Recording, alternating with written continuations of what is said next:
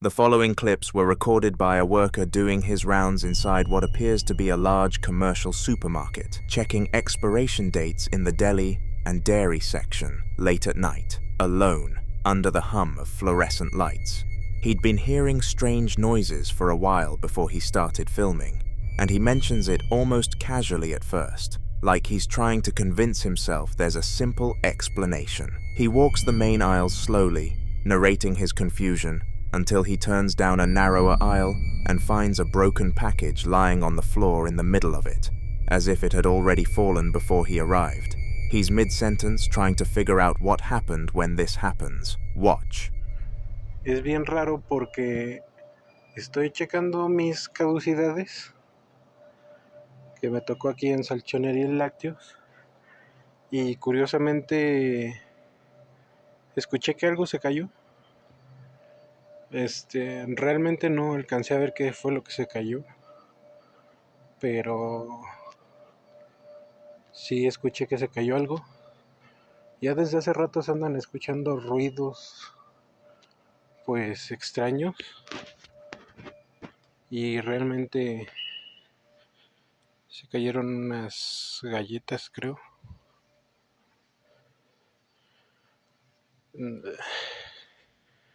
No sé, es muy extraño todo esto. Se cayeron unas galletas. ¡Oh, la madre! A second box shoots out from the shelf entirely on its own, horizontal, forceful, not a slow slide, and the man barely finishes his thought before the shock hits him. What makes the reaction so hard to dismiss is how unscripted it feels. The camera jerks violently. The Spanish expletive that follows isn't practiced, it's instinctive. Skeptics will argue retail shelves can be unstable and product shifts happen, but the movement here reads more like a throw than a topple, and there was already one fallen item on the floor before this one came off. That's two incidents in the same aisle with no one else visible. The activity doesn't stay in one spot though. Later in the same night, in the same building, he pushes through a plastic curtain into the commercial kitchen. Heavy breathing audible, camera still shaking, because he's heard another noise from inside. Watch. Otra vez están escuchando ruidos.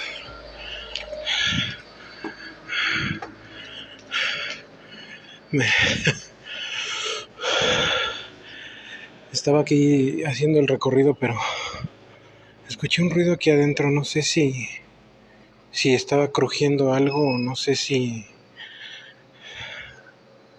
No sé. Qué raro. Ya no sé realmente qué hacer. Todo me extraña de este lado.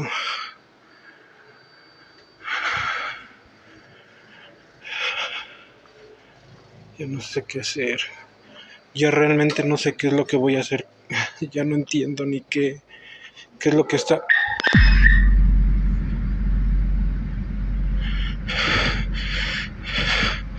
¿Qué cojones? No mames. Sácate a la verga, al chile, pinche mamada.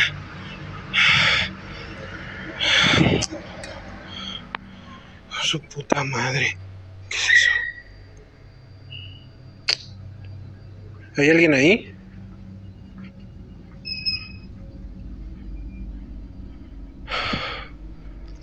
¿Qué es eso? ¿Qué se ve ahí al fondo? Oh, no mames. ¿Qué tal? A loud metallic bang erupts with no visible source.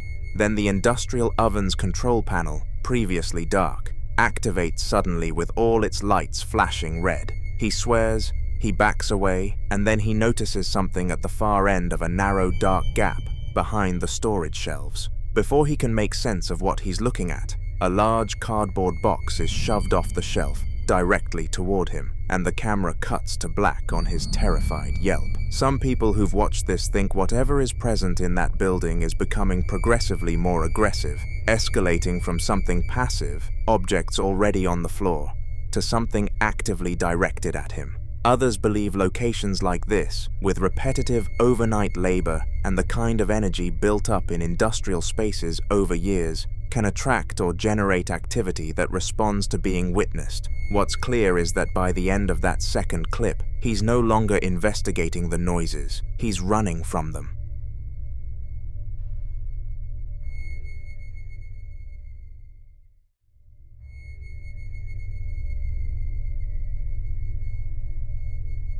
The following clips were recorded by a woman and her young daughter, Sarah, inside their home late at night. And what makes this case particularly unsettling is that the activity didn't happen once and stop. It kept building. In the first clip, the woman is filming herself in the kitchen, visibly shaken, while Sarah sits on the counter behind her. She explains that just moments earlier, she heard knocking traveling down the hallway, followed by what sounded like quick footsteps, and Sarah heard them too, independently, without prompting.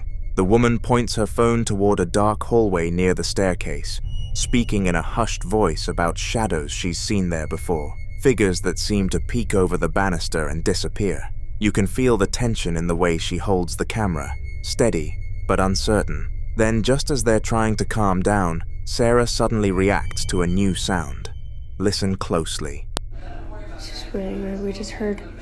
What did you hear? Oh, you heard. I just heard knocking coming all the way down the hallway. And she's like, "Is that Daddy?" I said, "No." I said, "Daddy's taking his shower right now." But I heard footsteps too. You heard footsteps? Is that what it was? I heard that too. And our dog is right here. The cat is way back in the bedroom. But we just heard. Hold up. I just heard footsteps way down there. Like, sometimes I'll see shadows over there at that staircase. Like going up. Or like peeking over the banister. I don't know. That was like really weird. So. Go make our snack, but if you see anything, that's super weird, like if you see like a shadow or like somebody. Oh, we hope we don't see somebody. Yeah. That won't be good. Yeah. But no, we just heard, it sounded like quick walking. It was like really quick and it sounded like it came, I can't tell if that came from like upstairs where we've been hearing things or Downstairs. Or like down at the hallway. entrance. Yeah. I don't know. We keep. I just heard something. You heard something again? Yeah. It was like said like something 2 times. Okay, what did it sound like? It sounded like 2 times. Like That's really weird. it was like a zip, but it wasn't a zip. Like it wasn't like. Did it sound like more like a whisper? It whispered, and it just said like. Okay, let's make our snack and go to the bed. Okay. Okay. All right. I'm pretty scared. The child describes hearing a whisper, a sound, twice, and the woman, clearly disturbed, confirms it sounded like a whisper, not a mechanical noise. What makes this hard to dismiss is that the two of them weren't feeding off each other's panic. Sarah heard something the woman didn't, described it independently, and her description held up under questioning.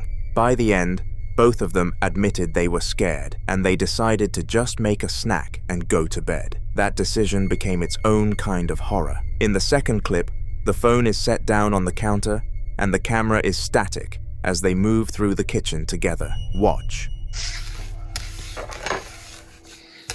Sarah, did you say you wanted a snack? You said you wanted a snack?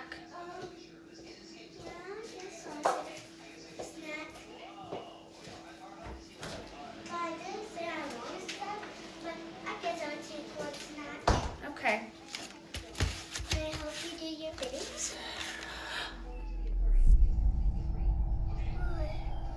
You heard that? Meow? No, it sounded like that noise you heard earlier.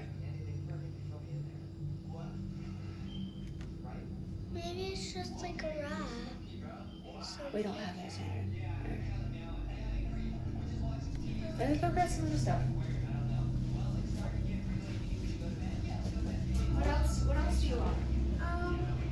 I'll take strawberries with milk. Because I want milk because milk are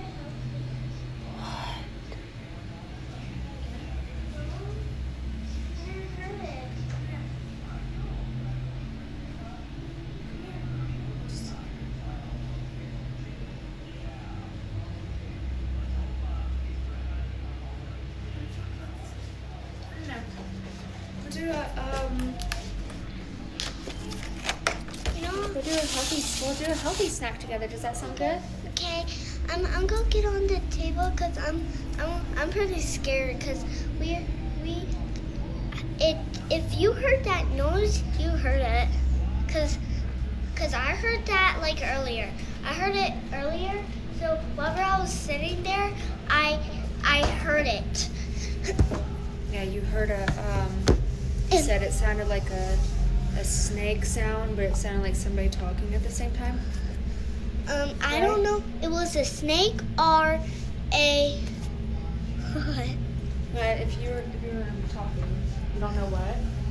So I don't know. It's a snake or a person talking or a rat. I don't.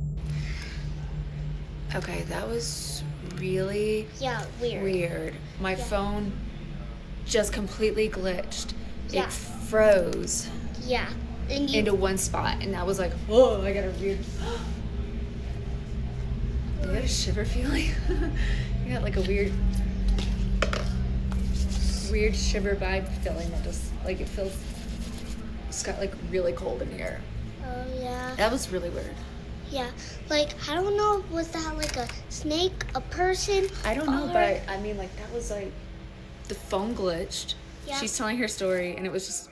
Yeah, I'm telling my story. Did I just see a flash? I don't know, it was really weird.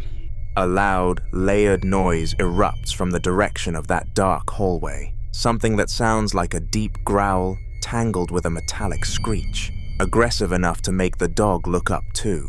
Then, almost immediately after Sarah tries to describe it, the phone violently glitches. The video freezes. The audio drops out completely. And when it recovers, the woman is standing there shaking, saying the room has suddenly gone ice cold. In paranormal research, a sudden temperature drop combined with electronic interference is one of the more frequently reported combinations, often associated with what investigators call an active presence drawing energy from its environment. Skeptics will point to a drafty house and a phone overheating, but the timing, the glitch happening in the exact moment the child is describing the sound, is the part that's genuinely difficult to explain away. So what exactly is in that hallway?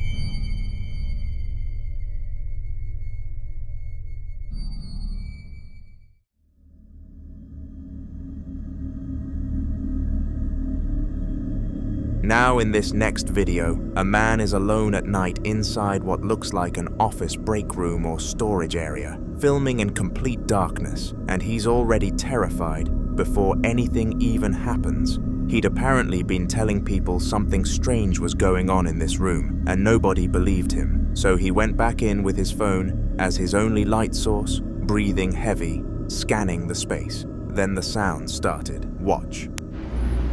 Bạn hỏi mọi người không tin. Tụi như luôn. Trên tàu. Đỏ. Phải đúng.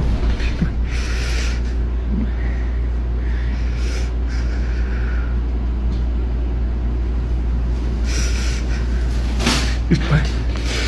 I know.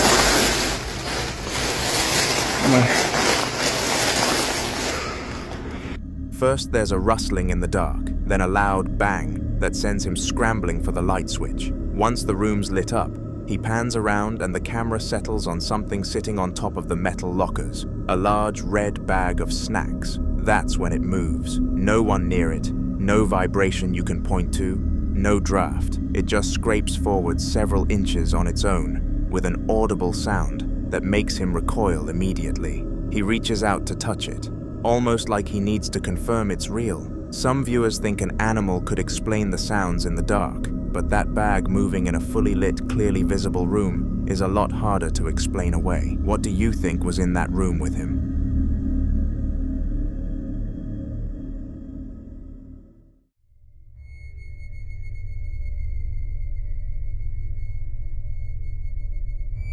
In this next clip, an overnight caregiver had been noticing strange activity at the same time every night, consistent enough that they decided to act like they were asleep and secretly hide a phone to record what was happening. The caregiver works with a female patient who, according to their account, is completely unable to walk. That's the detail you need to hold on to before watching this. Listen closely.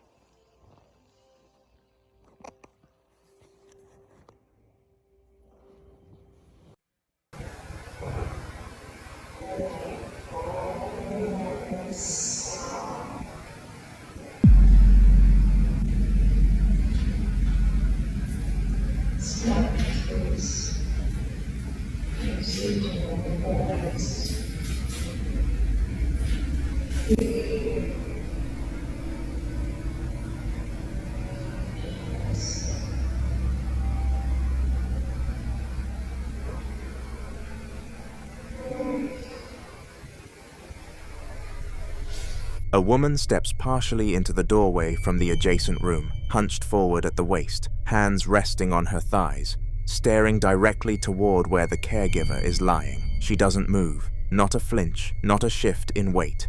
According to the text, she stood in that exact position for over an hour. Many believe this could be a case of something else entirely occupying the patient's body. Others think it's sleepwalking, though that explanation does little to account for the posture. What would you do if you looked up and saw that?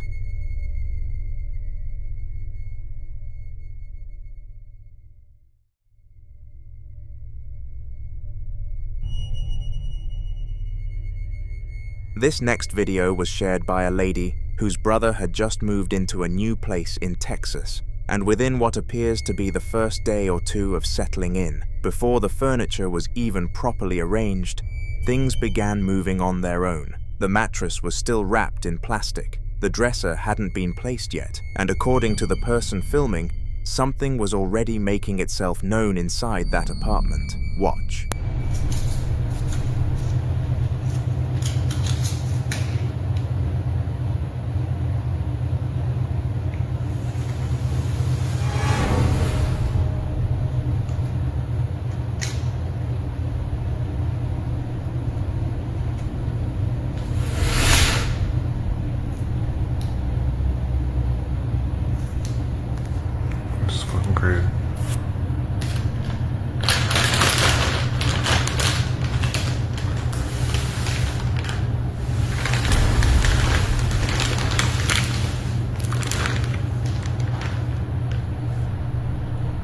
The dresser slides across the laminate floor, slowly at first, a deliberate scraping drag that fills the room, then lurches forward a second time before the camera swings down to the mattress, where indentations press into the plastic wrap as the entire thing is pulled across the floor toward the brother sitting nearby. What makes this harder to dismiss is the texture of those indentations. Not a single pull, but the kind of uneven pressure you'd expect from something stepping and dragging at the same time. Some viewers immediately pointed to poltergeist activity, and that term carries real weight here. The word itself comes from the German poltern, meaning to rattle or make noise, and Geist, meaning spirit, a noisy ghost, historically associated with physical disturbance rather than visual apparition. What separates a poltergeist from other hauntings, according to many who study these cases, is the sense of intention behind the movement. Objects don't just fall, they're directed. Skeptics argue fishing line and an off-camera accomplice could explain both pieces of furniture, but the synchronized scraping audio and the progressive movement of the mattress give a lot of viewers pause. That same apartment appears to be the setting for the next clip, this time captured by a static security camera at around 9 a.m. on the 25th of March, 2026, as the man moves through the hallway, cleaning and organizing the space. The room is dim, the mattress still wrapped in plastic and propped against the wall, and something is already audible before anything visible happens. Listen closely.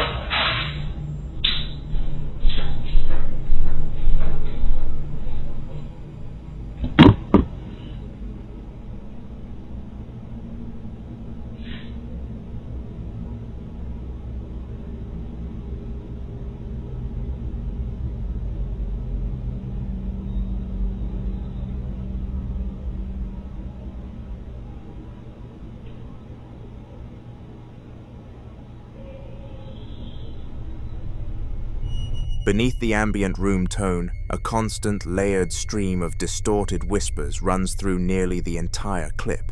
Some viewers claim to make out phrases, with one voice appearing to say, "Let us be free," before a loud bang slams from somewhere off camera, twice, and in the background doorway, a dark silhouette appears for just a moment, then disappears, followed seconds later by a faint, wispy shape drifting through the opposite entryway. The man doesn't seem to react. Either he didn't notice, or he's gotten used to it.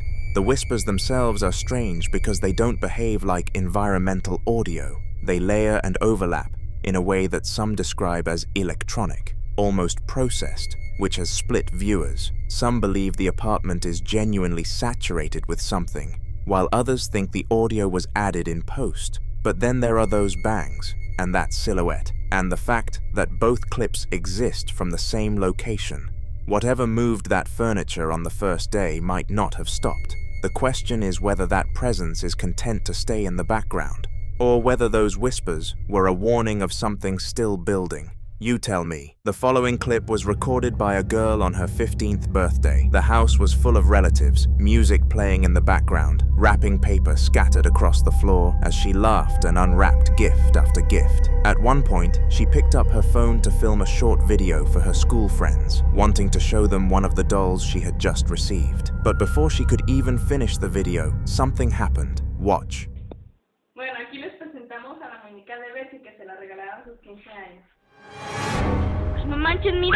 As she holds the doll up, its head slowly turns toward her. It rotates deliberately, stopping at an angle that makes it appear as though it's looking directly at her, but there's no visible mechanism inside it. No motor, no battery compartment, no switch. After seeing the video, her parents immediately took the doll away, but the panic wasn't just about the movement, it was about where it came from. The doll may have been purchased by a guest from a thrift store, meaning its history was completely unknown, and that's where the fear deepens. In paranormal lore, objects, especially dolls, are often described as vessels, not because they're inherently evil, but because their human-like features make them symbolic anchors. If something were attached to that doll, removing it from sight wouldn't necessarily remove the attachment itself. Some believe that once an object has been inside a home, whatever is connected to it can linger even after it's discarded. There are countless stories online of people throwing dolls away, only to find them returned to their porch, back in storage boxes,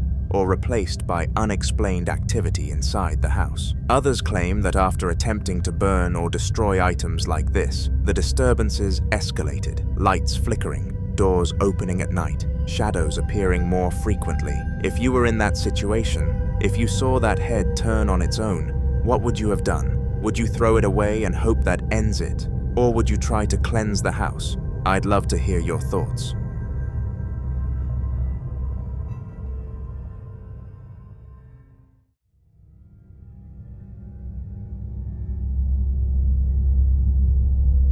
This next video was captured on a man's Ring camera late at night, and ever since reviewing the footage, he says he hasn't been able to look at his front yard the same way again. Watch. Caught this on my Ring camera last night.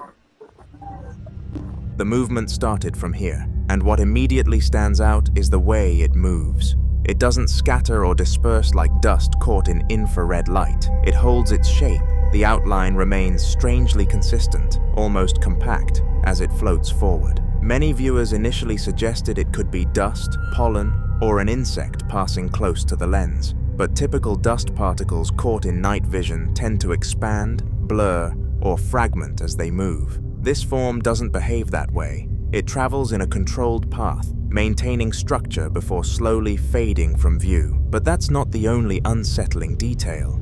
In the audio, a faint voice can be heard, like a little girl saying, "We're here."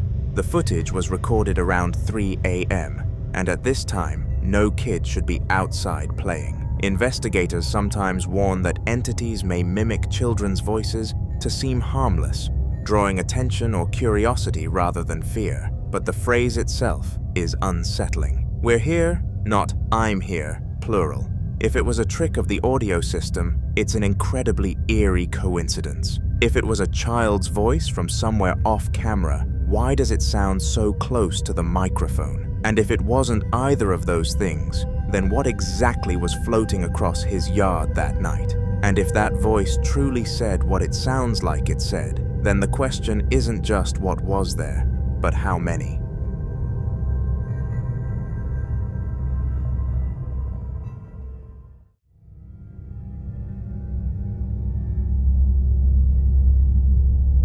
Now in this next clip, a man known online for his extensive doll collection captures something unsettling inside his daughter's bedroom, and it happens while she's asleep. He says it was a normal afternoon, his little girl was taking her nap, the house was quiet, and he was in the living room when he suddenly began hearing loud tapping sounds coming from her room. Listen closely.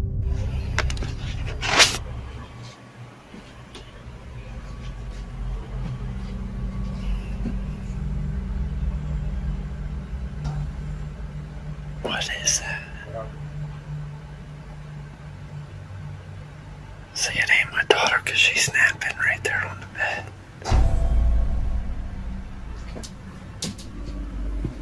It sounds like her closet door fell.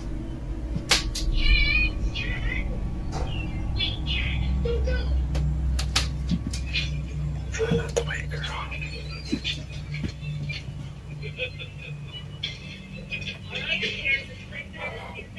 See, I don't know. No, it's not doing it. See, she's snapping right. There was no one else in her room, and there was no visible movement near her crib or bed. And then, after a short while, something else happens. Whatever it was not even waking her up.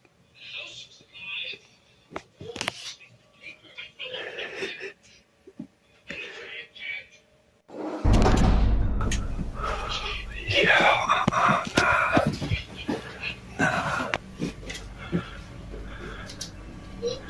Come on, man, she's in here sleeping. I don't know how that didn't even wake her up. Come on, man. You need to get out of her room. Dude, I'm telling you, that thing was closed, right?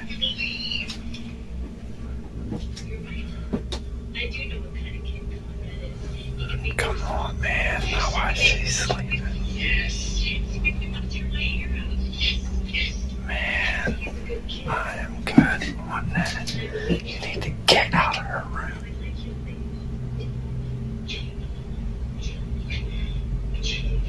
Play somewhere else.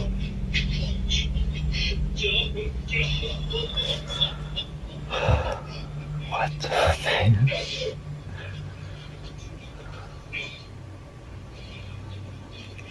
You need to stay out of her room.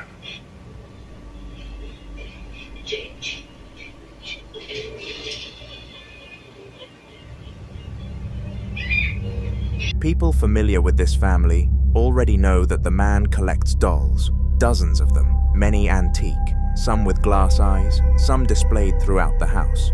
Over time, viewers have also claimed to spot strange shadows in the background of previous videos, objects slightly repositioned between cuts, and unexplained noises when no one else was home. Yet despite all of this, he continues to insist that whatever is in the house feels friendly. But that belief is what unsettles many viewers the most, because entities that begin subtly, tapping, knocking, light movement, don't always stay subtle. Some investigators warn that labeling something friendly too quickly can lower natural caution, especially when children are involved. So what exactly is sharing that house with them? I'd love to hear what you think about this one.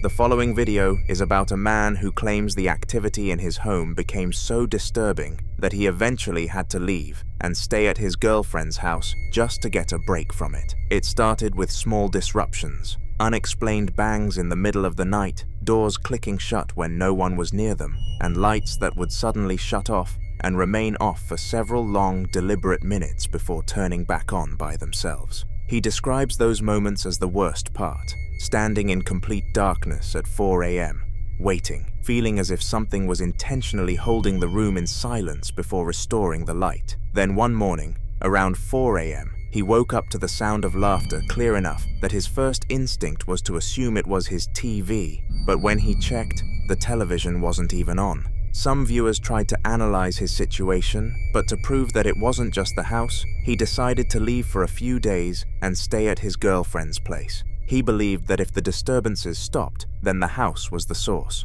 Watch. So yeah, I've been staying at my girlfriend's house, but guess what, guys? You're not gonna fucking believe it. The ghosts have followed me here. And she's bugging the fuck out. Her mother is bugging the fuck out. And I'm bugging the fuck out. I mean, I guess I should have expected this, but let's just see what's been going on. Her door has been opening in the middle of the night. This closet door has been opening up in the middle of the night, and it's like hard as to open. We put shit in front of it so it wouldn't open. Hearing all types of knocks, hearing people run up and down the stairs. I mean, this house is 100 years old. And then to top it all off, my girlfriend goes in the shower today, and on the mirror it says, "We are here." And the writing is fucked up. Look at that R. It's like look at that R. Why is it? Oh my god, I'm not doing this shit. I gotta move out. What the? I gotta move out.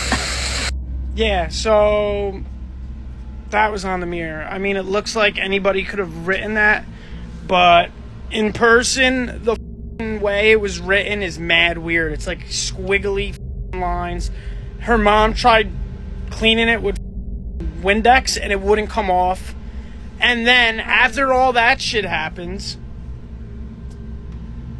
her mom goes downstairs and she's a very religious woman, and she has like this little, I guess, Bible, would you say it is, or what is it? I guess It's a regular Bible. Like a Bible. I'm also sick. I don't remember. Yeah. So she goes downstairs and looks at it, and she left it closed. She goes down and looks at it, and it's open on the same exact page that her husband and her father died. The same exact day, May 22nd, it says it in the book. What it says on the page is very like you were meant to hear kind of thing. Like, it was just like so weird timing and just like a weird page. So we're thinking maybe her dad is trying to protect them from whatever I brought in their house. What do you guys think? According to him, his girlfriend and her mother had never experienced anything unusual in that house before he arrived. To him, this isn't a haunted house situation. It's something attached to him, something that follows him wherever he goes. But there's another layer. He mentions that his girlfriend's house is over 100 years old. Some speculate that perhaps his presence didn't bring anything. Maybe it just triggered something already dormant there. In paranormal belief, certain individuals are thought to act as catalysts, unintentionally amplifying or awakening existing energy in a location. Still, what unsettled people most was when he started having dreams. What's up? So, I've been MIA. I came back from Cancun, and yeah, I'm tan now. But some wild shit happened to me the other night, and my eyes are going a little bit. But I'm here at my girlfriend's house, and it was around, I swear to God, it was like 3 o'clock in the morning. It was 3:30, like on the dot. It was like 3:20, 3:29, 3:20. And I started, she said I was freaking out in my sleep. I woke up to uncontrollably shaking right next to me, like literally freaking out, like not screaming, but like loud enough to wake me. And he was freaking out, shaking like a seizure almost. Yeah, and I had no recollection of it at all. Nothing. Said his name about 10 times, wouldn't wake up. I smacked him so hard across the face, and that's when he shot up. And I woke up, and I told her I had this insane dream that I was in my house, and like, I don't know what happened. I thought I was sleeping in my room, and I started getting carried away by, looked like, I don't know, these dark shadow figures. They had like these big nails and teeth and crazy eyes, and I literally got picked up by them, and they were carrying me away. And then I told her that, and then I was like, yo, I have this crazy pain on my arm, and I shit you not, yo, this is legit, like, this is real. Like, Grayson here is like freaked out about it, and so am I. Wait till you see this shit, bro. Wait till you see this shit. Look at that shit. Look at that shit. As soon as she woke me up, I felt something like pain on my arm. And look at that. As hard as she scratches, no matter how hard she scratches, it will not go into my arm like that. No, this is crazy. Didn't I tell you, though, when I woke up, my arm was hurting? Yeah, it's 3. And it's literally 3 scratches. 2 long ones and a short one. Vivid dreams involving attack, paralysis, or shadow entities are sometimes interpreted as spiritual oppression, especially when they are accompanied by physical sensations. To make matters worse, he began waking up with unexplained marks on his body, and this made many people believe whatever is in that house is after him. But I'll leave you to be the judge of this one.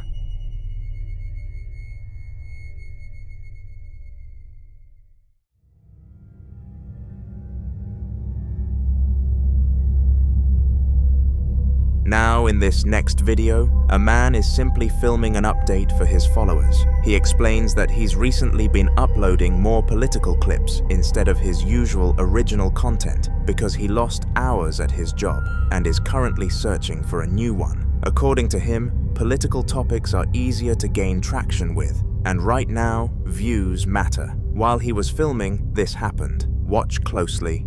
Alright guys, I'm gonna try and make this one quick. This is just kind of update video. People have been wondering why I've been uploading so many news clips, so many political videos, and why I haven't been uploading any original content lately. As you should know, the American election just happened, and I was getting kind of one video. If you follow my channel, you would know it has 28,000 views. And I tried essentially recreating that, and getting a lot of views, through those political videos. Unsuccessfully, might I add. Basically, what I'm getting at is, in order to fill in the lack of original videos, I've been doing these political clip videos. And the reasoning behind that is because here at home, things are a little difficult. I didn't lose my job, but I lost a lot of hours. And I'm looking for new employment, which is inhibiting me from creating new content. Makes it a lot easier for me if I can just, find a video clip of some politician or some news anchor saying something really stupid and get some views from that, than it is. It's easier for me to get views from that than it is, new content at the moment. So, just what I'm saying is bear with me.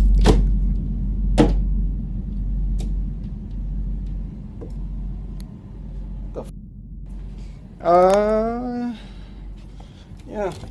It was weird.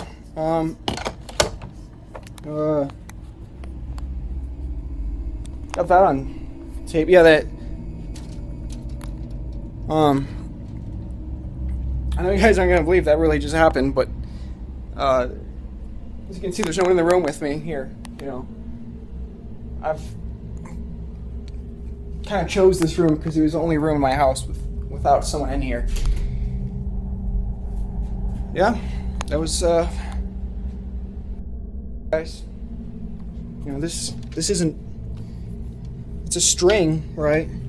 But that's just kind of an Ethernet cable. You could,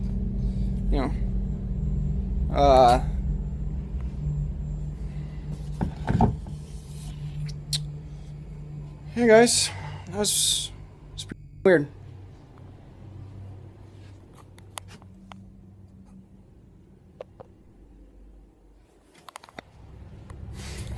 People often claim that activity can begin subtly, small disturbances, objects shifting, electronics malfunctioning, before escalating into something more noticeable. There's also the psychological layer. He mentions stress about work, finances, and change. And in certain beliefs, heightened emotional states are said to amplify unexplained phenomena, as if strong energy draws attention from something unseen. We can only hope this was a one-off situation, and not the beginning of something deciding to make itself known.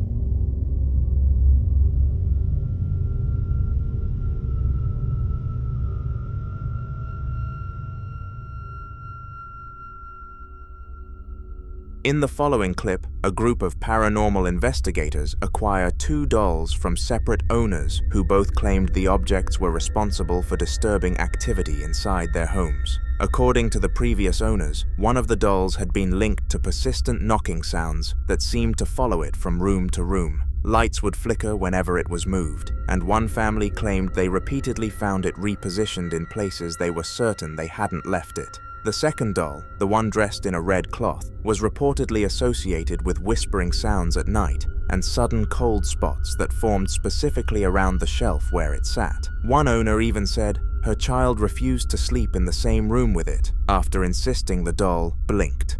Rather than destroy them, the investigators decided to document everything carefully. They placed both dolls on a table in a controlled setting and began a spirit box session, asking direct questions to see if any responses would come through. That's when something happened. Watch. Light it back up to red. Look. No! Bring that camera over here! Oh god, he moved! Still moving. Did you catch it moving? I think I did. I don't know. I tried to run. Again. Look, you see it move? I caught it moving. Yeah. If you look closely at the doll with the red cloth, its head appears to shift slightly to the side. It is believed that objects that have been repeatedly associated with fear, attention, and belief can sometimes become what investigators call trigger objects, meaning they act as focal points for activity because of the emotional energy surrounding them. The red cloth itself also caught viewers' attention. In certain folklore traditions, red fabric is believed to either attract or contain spiritual energy, depending on how it's used. If the doll did move on its own, then the implication is clear. Whatever the previous owners were experiencing may not have been imagination. So if something truly is attached to it, then is bringing it into a new environment going to quiet it, or will it simply give it a new audience?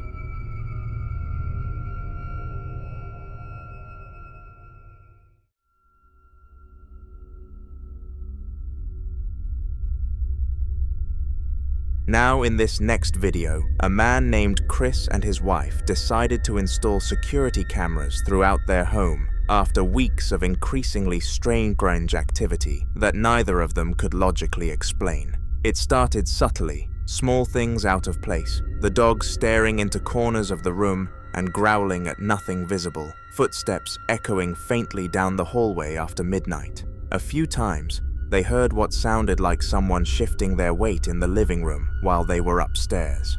Once, Chris swears he heard a sigh directly behind him when no one was there. Eventually, they stopped brushing it off and installed cameras to see whether the disturbances had a visible source. One night, Chris was sitting in the living room with the dogs resting nearby when something happened that changed how he viewed the house entirely. Watch.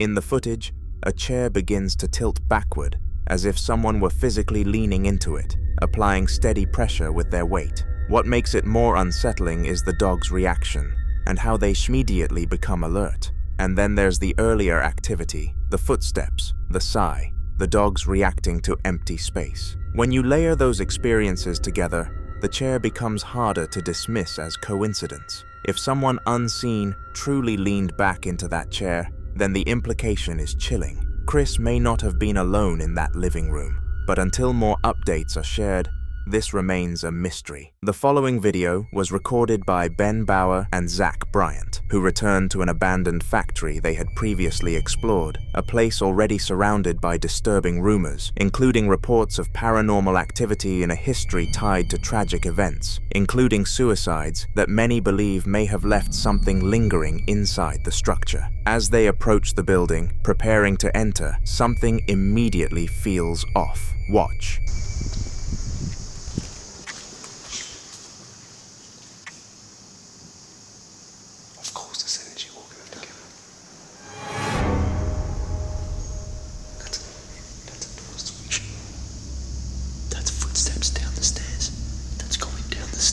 That was too cunt. Hello? Hello? Zach.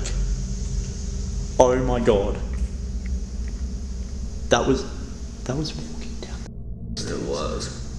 Hello?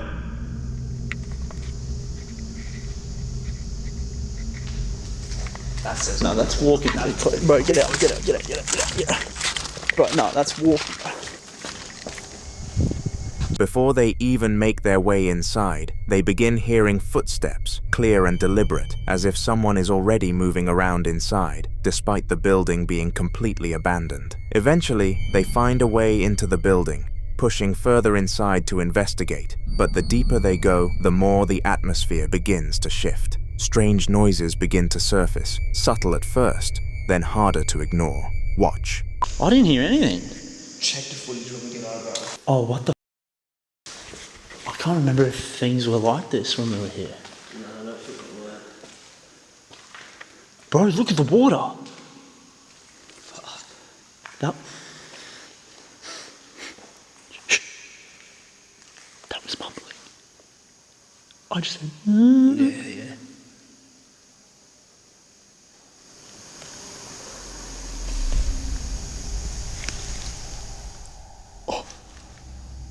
I got it on camera. Bro. I'm getting it on camera. What is that walking? Something's mumbling. Can you hear it?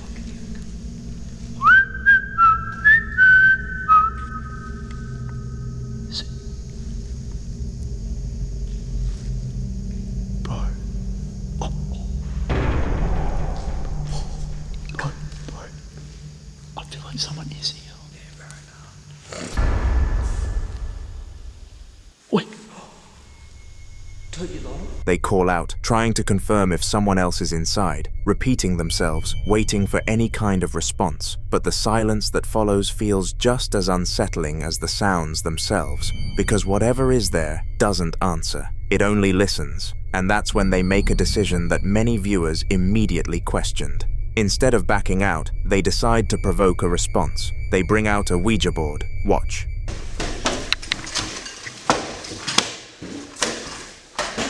Feel that heat as you walk up. Oh yeah. I reckon do the Ouija board in this room. Yeah, this looks.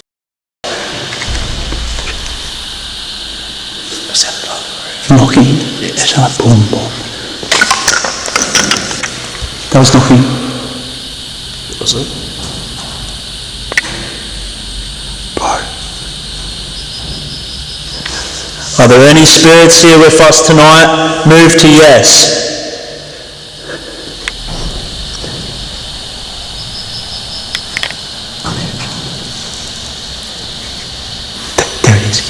There it is again. What the f*** is that? Bro, that was down here.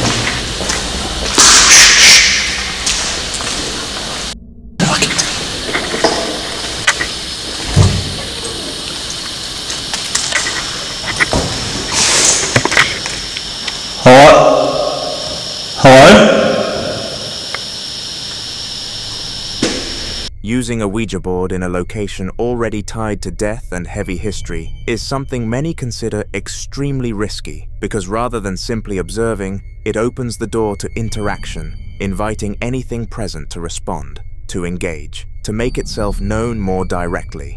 And almost immediately, something does. They begin to hear movement again, but this time, it's different. The sound of something running up the stairs, not walking, but running towards them. They didn't stay to find out what it was, and honestly, it's hard to blame them, because when something starts moving toward you in a place that should be empty after you've actively tried to make contact, instinct takes over. Most of us wouldn't have waited either.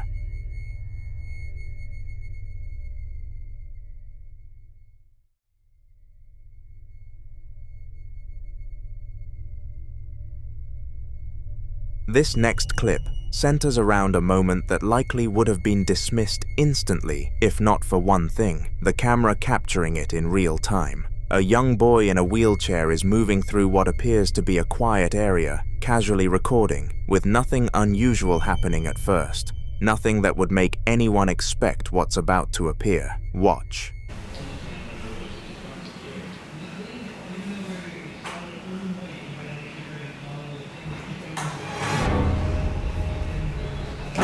At first glance, everything seems normal, but when you look at the mirror behind him, a white figure is seen moving.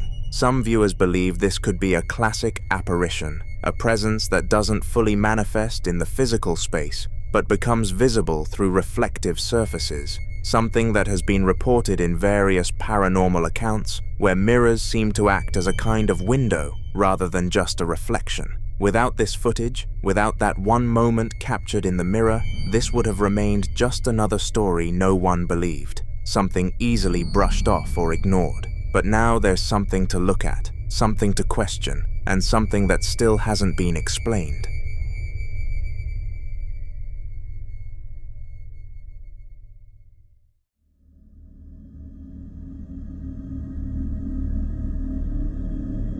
Now in this next clip, a man and a woman had just finished saging their home and decided to go live on social media with a group of friends. Something that started as an informal spiritual cleansing, but quickly turned into something neither of them was prepared for. The house was completely dark, the only light coming from the glowing ember of the sage and a small blue electronic light nearby. And the mood, at first, was relatively calm. The man even says on camera that he doesn't feel anything dark in the room, but then the sound started.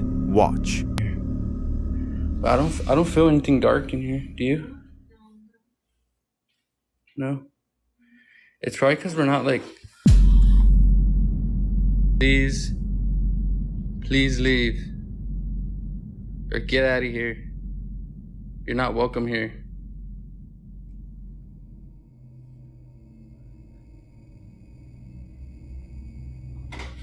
Oh my God. Gotta leave. Shall I say Jesus? Yeah, I don't even know at this point. We have Jesus here with the...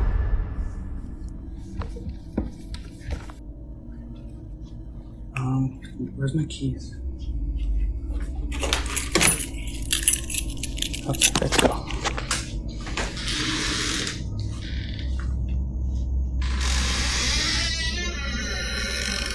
You go first. Go. Look where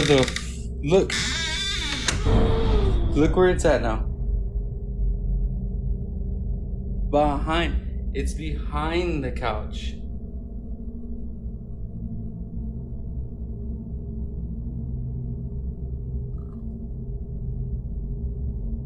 Y'all see that? It's behind the couch. Look where it's at, in front of the mirror. Look. See the mirror? It's in front of the mirror now. Turn all the lights on. Turn that light on over there too.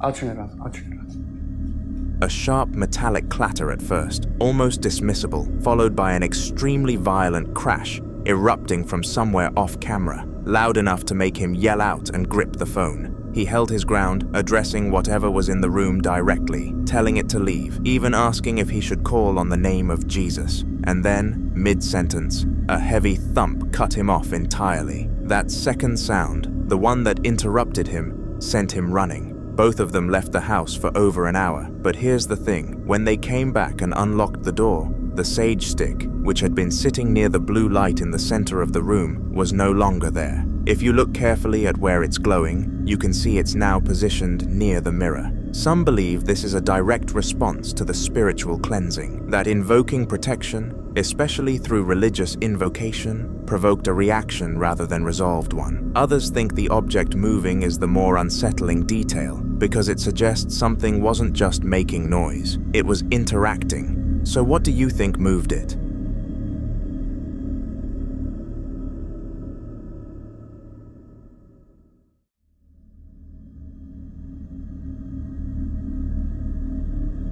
The following video was recorded by two employees, a man and a woman, working a closing shift alone at what appears to be a commercial food service location, the kind of place where most people are gone by a certain hour and whoever's left behind is completely on their own. According to the man, who started filming almost immediately after it happened, the two of them had walked into the walk-in freezer during their shift when the door simply stopped opening. No mechanical warning, no explanation, just a sealed exit and the ambient hum of industrial refrigeration. Watch.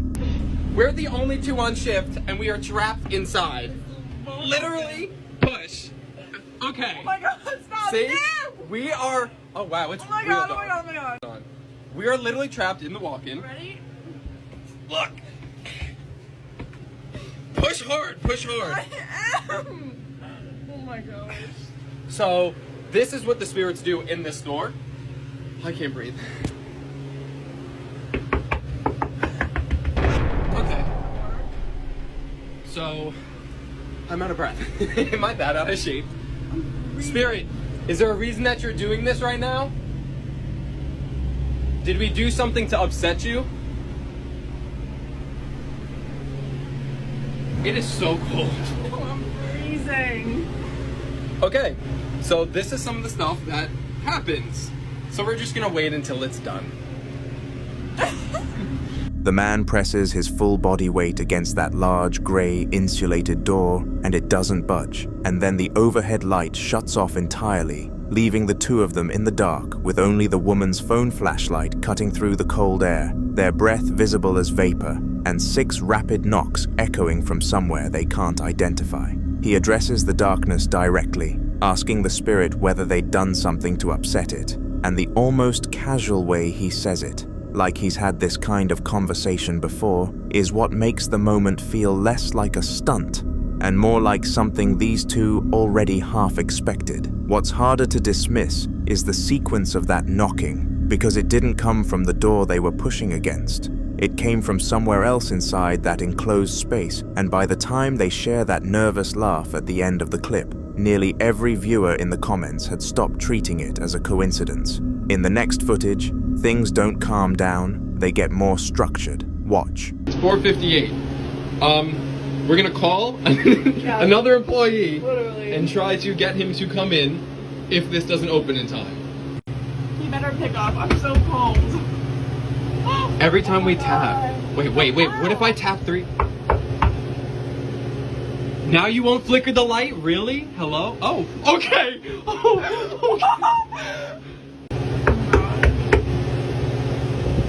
What the hell? Oh my god. What the fuck? It's getting so cold that my hands are pruning. This is good. Can you flicker the light if you are upset? Can you... I don't even know what to ask. Can you put... And this knob? Oh, whoa. What the hell? Doesn't even do anything. The light fixture begins responding directly and immediately to what's being said, flickering off the moment the man asks it to, turning back on when he goes quiet, and the woman's reactions, the sharp gasps, the what the hell, the genuine disbelief in her voice, don't read like performance. They read like someone who keeps expecting a rational explanation and keeps not finding one. When a haunting manifests through light rather than shadow, some paranormal researchers describe it as a lower energy presence, something that can't yet move physical objects, but can draw from electrical current, a theory sometimes connected to poltergeist behavior in its earlier stages, where the entity builds from small disturbances toward larger ones. Skeptics would point to a faulty ballast or a worn electrical contact inside the fixture, and honestly, that explanation holds right up until the moment the light responds to a specific question in under a second. Then it gets worse. Watch. Okay. Oh my god. Is there a reason that you have us in the walk-in?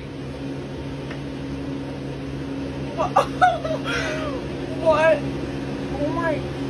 What time is it now? We have been in here for like 15 minutes total. Maybe like 11. Holy shit. Can you please let us out, Spirit? Is Dan on his way? I called him. Yeah, he said he's coming now. Okay. So I'm gonna literally go back here to the back of the walk-in so the fan's not blowing on me. Can you show my arm? Literally, I'm like my hands are freezing. pruning from the cold. That's how long we've been in here. Oh. I have goosebumps. Just flickering. Oh! Oh, okay. Nope, that didn't work. I'm not understanding. Oh my god!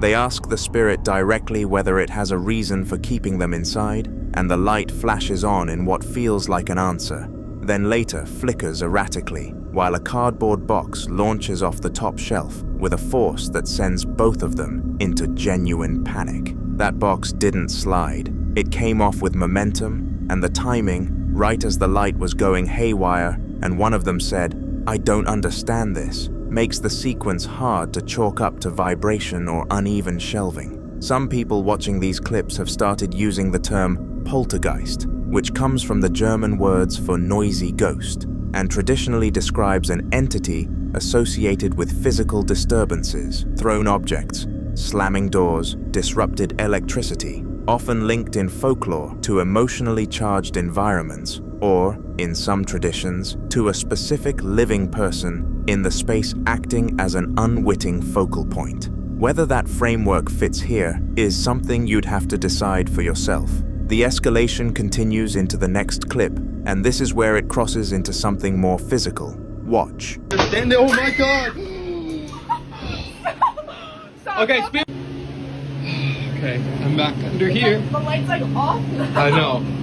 I don't understand what we did. Can you just let us out? Like, it's so stupid. Okay, great. Oh thank you for that.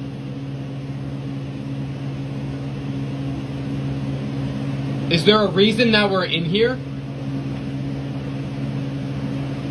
Is that like a yes? I don't know. Oh my god. Okay, so okay. Oh. We honestly don't know what's going on, and it's just flickering. Oh. Oh, okay. Nope, that didn't work. I'm not understanding. Oh my god. Okay, Spirit. Okay. Just wait. Relax. After the light responds again to a direct question, the woman saying, "That was a yes," when it flickers, the man reaches up and actually tries to unscrew the cover of the light fixture, seemingly trying to find a mechanical cause, and the moment the light goes out completely, and he's still holding the cover, a white container and several other items are thrown violently from the top shelf. The crash loud enough to make the camera jerk downward, the woman screaming and then laughing from nerves, because sometimes that's all you can do. He tells the spirit to relax, and the fact that that's his response, not running, not shutting the camera off, but talking to whatever is in there with them, says something about how far gone the situation already is. For many viewers following this series, that thrown object is the turning point, because light manipulation can be explained, a stuck door can be explained, but something leaving a shelf with that kind of force in direct response to someone disturbing the fixture is a different category of activity entirely. And like and subscribe if you're enjoying watching this video. The next clip may be the most unsettling of all, because by this point the two of them have been locked inside for roughly 20 minutes and the activity isn't winding down. Watch. Know what's going on and God. it's just flickering. Oh, Okay. nope, that didn't work. I'm not understanding. Oh my god. Stop. Okay, spirit. Okay. Just wait. Relax. Are you in here with us?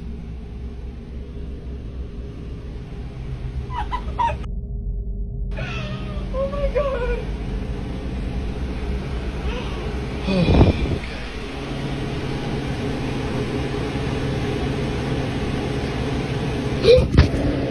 I have the security cameras up. It's 5:19. 5:19. Yeah. And Dan is hopefully on his...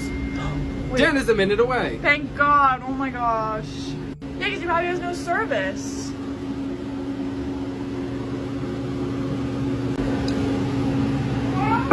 Dan? Oh my god, The man touches the base of the light fixture again. It flickers and goes dark, and then in the blackout, a deep guttural sound is heard close enough to the microphone that he screams and drops the phone entirely, describing afterward that he heard a whisper in his ear and saw a shadow face before losing control of the camera. And whatever that sound was, it's audible enough on the recording that calling it ambient noise or a mechanical hum doesn't quite hold. He pulls up a security camera feed on a second phone, watching the exterior, checking the time, 5:19, waiting for someone named Dan to arrive from outside, and then the banging starts on the door from the other side, and both of them call out his name like it's the best sound they've ever heard. What they never fully address, though, is what made that sound in the dark before Dan knocked, because that came from inside the freezer, not outside it, and no one else was in there with them. In the following video, a man was walking through a storage complex late at night when he noticed something strange reflecting off the side of a stack of boxes. At first, it looked like the shadow of a person standing completely still, but the moment he turned the corner to see who was there, the entire space ahead of him was empty. Take a look. Quiero que chequen algo en esa tarima de ahí. Eso.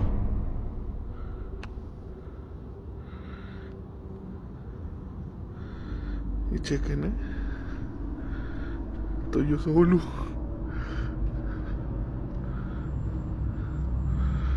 No hay nadie aquí. Ni de este lado, ni para acá. Vean, nada. Puto almacén vacío, está su pinche madre.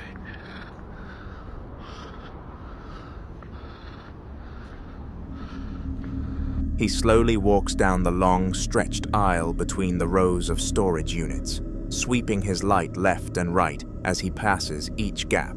But there's nobody. The space is silent, the concrete floors untouched, and no weird sounds echo. The shadow he saw moments earlier should have belonged to someone standing right there, yet there's no sign of movement, no footsteps, and nowhere to hide. By the end of the clip, he's fully convinced he saw something that wasn't human, and he wasn't wrong. Later on, security footage from the facility was checked, and it confirmed that not a single person entered or exited during the time he filmed. Whatever cast that shadow wasn't supposed to be there, and it left no trace behind except the moment it revealed itself.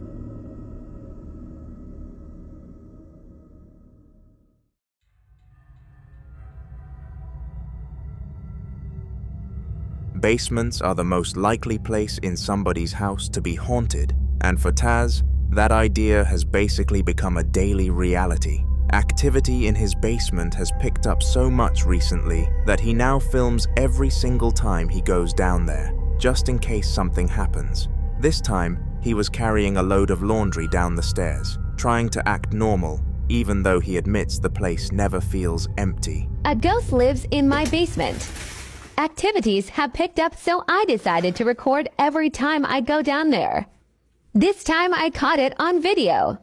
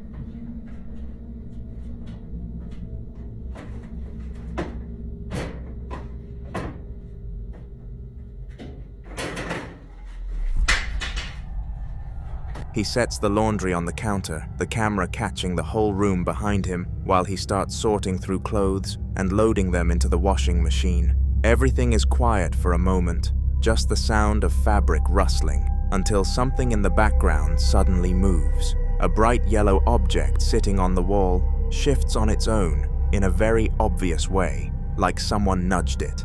Taz doesn't notice at first, still focused on the washer, but the object continues to wobble before collapsing entirely a few seconds later, falling off the shelf as if pushed. There's nobody else in the basement, no draft, nothing touching it. This wasn't a light object being blown over either. It was something heavy enough that it only ever moves when something interacts with it. For Taz, it's just more evidence that whatever is living in that basement hasn't calmed down at all and might actually be getting stronger.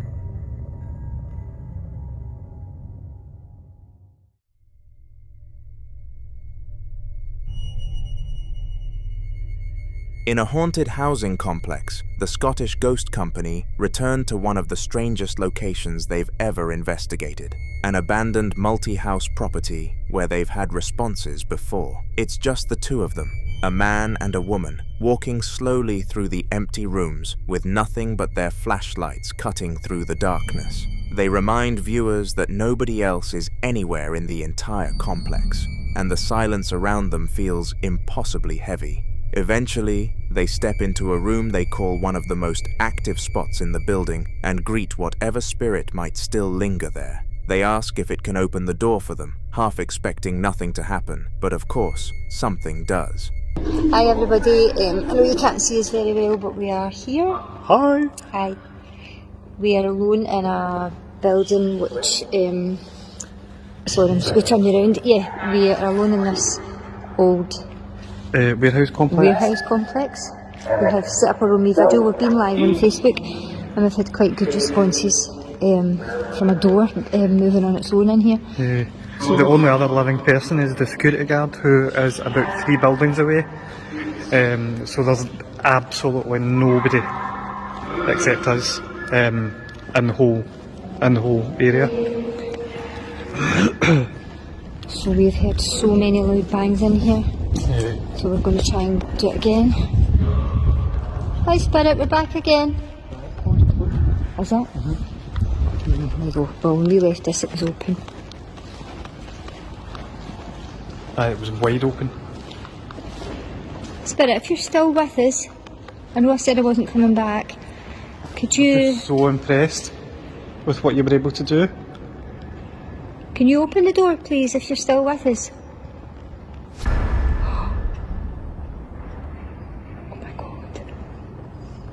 Oh my god. Thank you so much. What was that? Oh my god. Okay, Spirit, thank you. Can you close it again, please?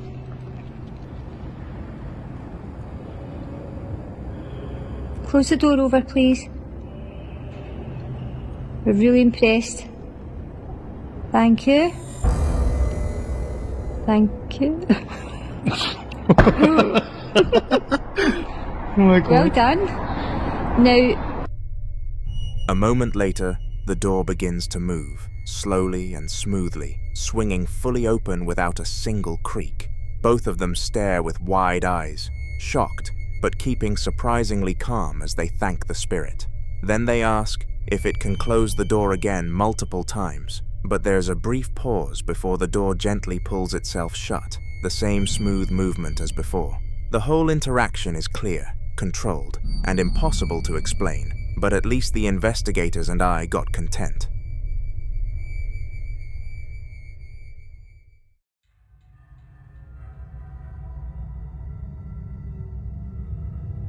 A team of paranormal agents were visiting a preserved heritage home that once caught fire decades ago. They had been invited to document any lingering activity, and on this particular night they decided to use a Ouija board, along with a few basic pieces of equipment to see if anything would respond.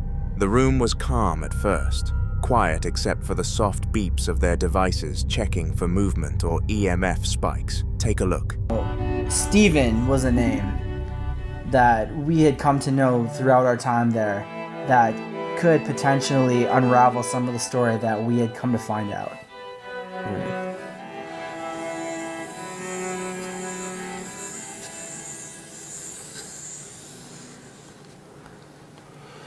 So we're trying to see if anybody's here. Maybe somebody named Steven or... Immediately the REM pod as soon as he said Steven. And it hasn't gone off. It hasn't gone off in even hours. during the live stream. It didn't go off at all. And solid. It did go off earlier that one time in the bathroom, but... That's really weird. What was that? Yeah, you heard that too? Yeah, it was a shh. I heard something behind me. Oh my god. Okay, let's say goodbye. As soon as one of them mentioned the name Stephen, a former resident who lived there before the fire, the equipment lit up instantly, as if something was acknowledging the name. Shortly after, they heard something strange say, "Find me" to them both, as if beckoning them to explore this place further. Both investigators froze, shocked by how clear and direct the message was. While they tried to process it, something else in the room started drawing their attention. On the far wall, an old decoration hanging from a hook began to gently sway back and forth, even though nobody was near it. The rest of the room remained still. No windows open, nothing that could have caused it. The timing made it feel like Stephen, or whatever answered to that name, was trying to guide them somewhere, or warn them of something he could not show himself. The agents quickly realized they were dealing with something intelligent, and this heritage home still held more secrets than anyone imagined.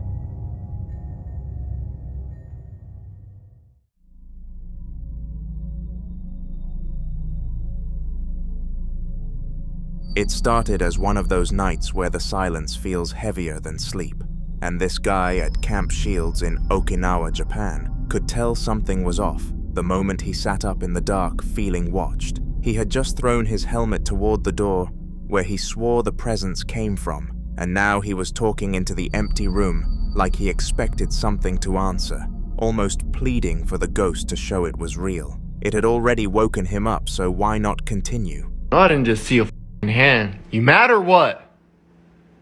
You mad I threw that helmet at you? Do it again. Make some noise. Show me you're real. Island. Show me. Satan ass motherfucker. Show me. Prove to me that you're real. Do it. What, you mad? Show me. Swing some shit. Make them noises and shit that you did when you woke me up. Do it. Do it.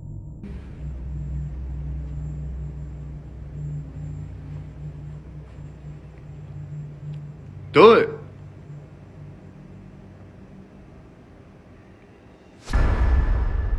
Oh my gosh, bro.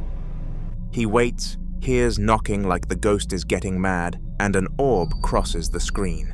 The moment that orb drifts by, his whole energy shifts because he knows he didn't imagine that knock, and he definitely didn't imagine something moving across the room. You can hear the nervous laugh behind his voice, but also that moment of regret when it hits him that maybe he pushed a little too hard. People always think they want proof until the lights go quiet again, and you're alone with whatever just answered you, and he suddenly seems very aware that asking for a sign might have invited something closer than he ever expected. It picked up right where he left off, the room still feeling tight and charged, like the air didn't reset after that orb passed, and he kept the camera pointed at the corner because he swore something was still moving in there. He tried to steady his breathing, but before he even got close to being calm, the cupboard behind him opened and slammed shut like something inside was answering with attitude. Part 2. Bro.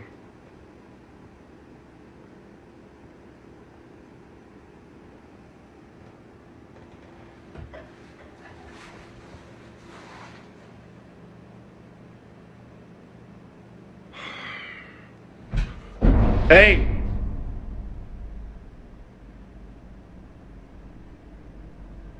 Hey, chill the f out.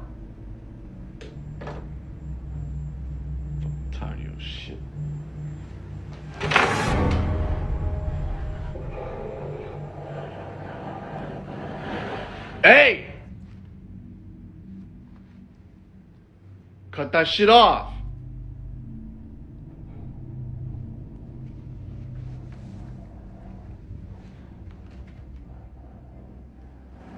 Shut the fuck up!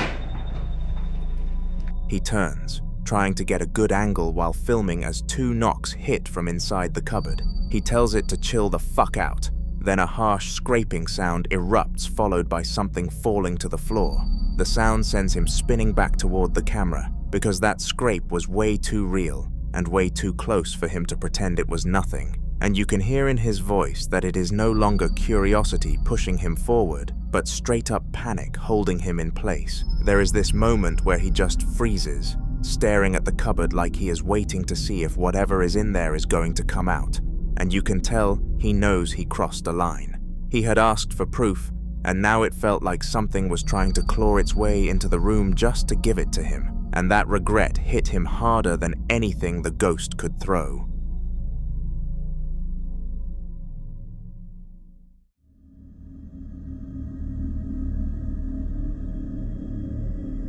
It was one of those late-night walkthroughs where the building feels older than its walls, and the Ogden Paranormal Investigations team had barely stepped into the Salt Lake City Clubhouse before realizing the place carried a kind of quiet that did not belong to an empty structure. They set a camera in one of the lower rooms, letting it run while they explored, and you can hear their footsteps echoing above like the spirits had already started listening. One of the investigators went out of frame and called out to whatever was on the top floor, asking it to come downstairs and join them, because he wanted to see if the place really lived up to its reputation. That's you upstairs. You're more than welcome to join us here in the basement. We'd love to talk to you.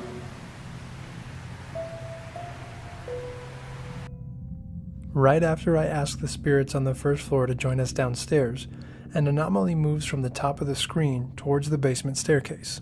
Watch again with the image enhanced. That's you upstairs. You're more than welcome to join us here in the basement. We'd love to talk to you. Upstairs, you're more than welcome to join us here in the basement. We'd love to talk to you. As he finishes asking, an orb shoots through the ceiling area on the camera feed and drops downstairs, like it heard the invitation. The second that orb comes through the roofline, nobody has to say anything because you can feel how fast the mood shifts from casual investigation to the realization that something actually responded.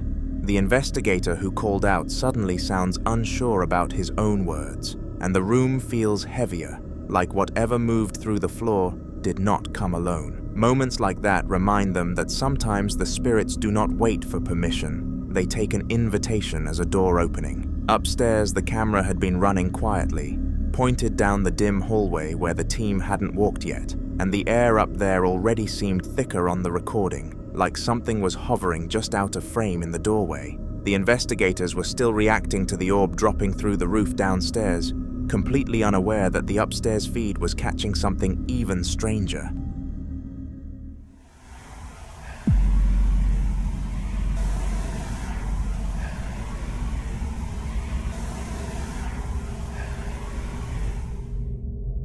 We had more potential evidence from night 1, but without the handheld footage, we could not verify its validity.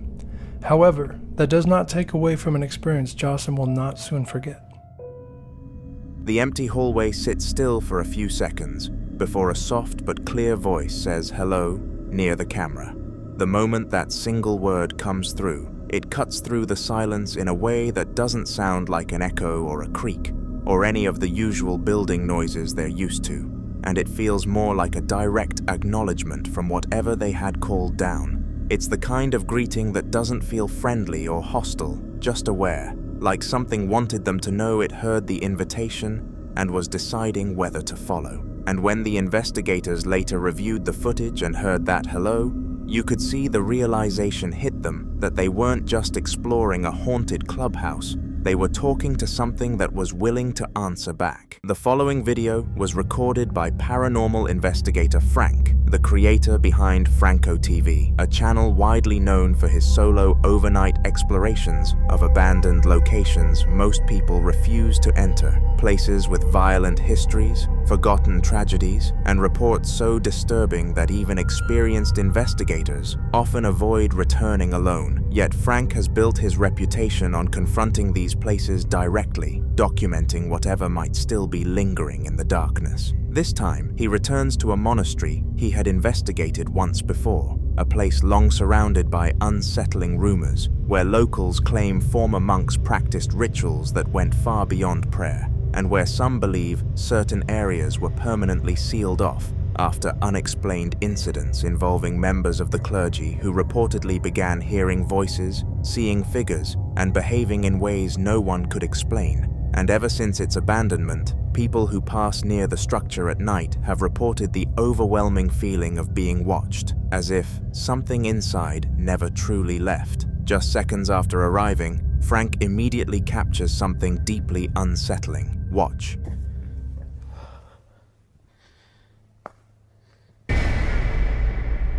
This is where I was seeing things coming out of here.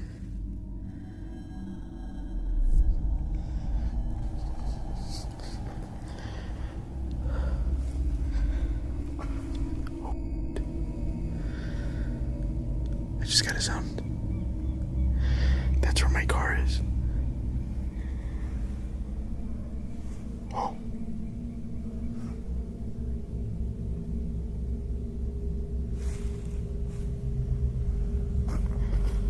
I just heard something over here.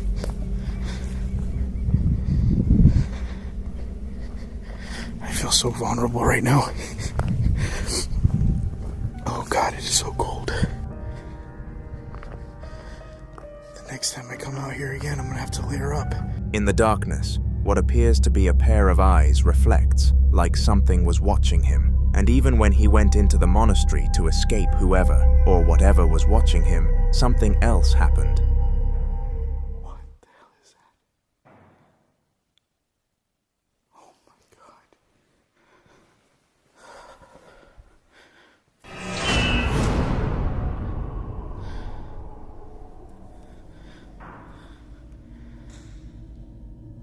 It's like right there.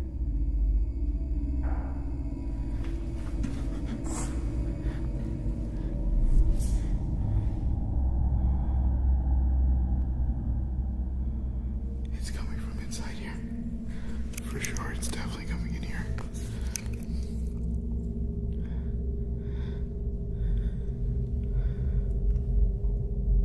Hola? I have to ask.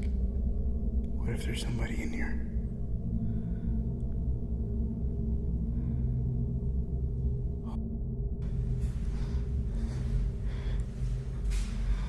The chair's still there in the middle. Heavy bangs like footsteps carrying weight, the kind of sound that suggests something solid, something physical, moving somewhere, just out of sight. And as Frank searches the area, expecting to find a person, an animal, or at least some logical explanation, he finds nothing. Some believe this could be residual energy, the kind said to replay past movements in places where intense emotional or spiritual events occurred repeatedly over time, while others believe this is something far more aware, something intelligent, something that recognized his presence the moment he arrived and chose not to remain hidden. Because in locations like this, investigators often say the most terrifying moments aren't when you see something clearly. It's when you hear something that should not be there and realize it knows exactly where you are.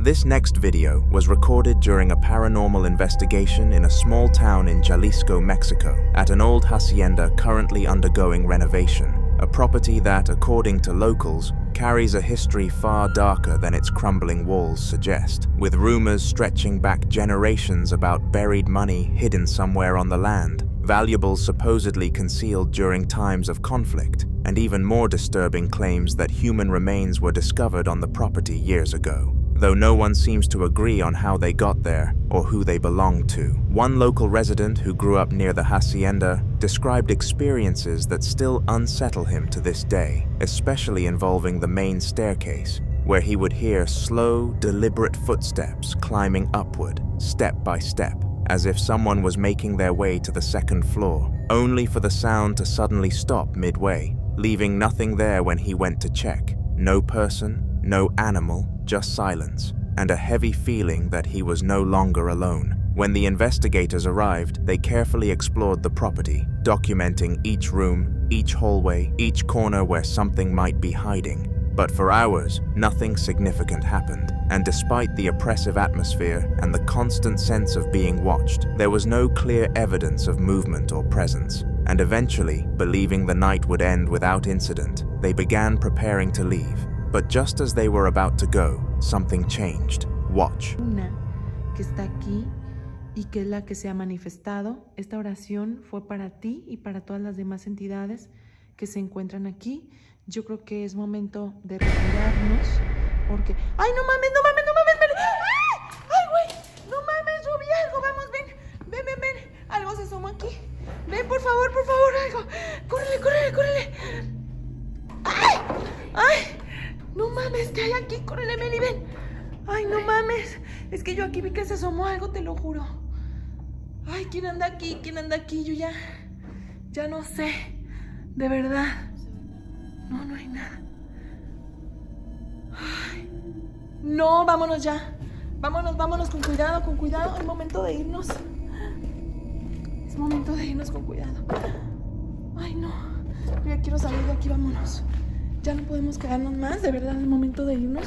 Qué terrible lugar, un lugar lleno de energía, una energía muy fuerte la que está aquí encerrada y lamentablemente no podemos hacer nada. Ya hicimos una oración, vamos saliendo. Ya hicimos una oración, pero no hay nada más por hacer, porque yo vengo sin un experto. From behind the truck, something briefly peeks out, a shape that appears and disappears too quickly to fully identify, followed by something even more disturbing, a faint voice, weak, strained and emotional, sounding almost like someone crying out for help. Some believe this could be the spirit of someone connected to the remains found on the property, possibly someone who died there and was never properly laid to rest, their presence lingering, unable to move on, trapped between worlds and trying to be heard, while others believe the rumors of buried money may be connected, that if something valuable was hidden there long ago, it may have been guarded, and whoever was responsible may never have truly left. There are also those who believe something darker may exist in places like this. Not a trapped soul, but something that imitates distress, something that calls out in human voices to lure the living closer, feeding on curiosity and fear. But until more evidence surfaces, what was hiding behind that truck, and who or what cried out into the darkness, remains a mystery.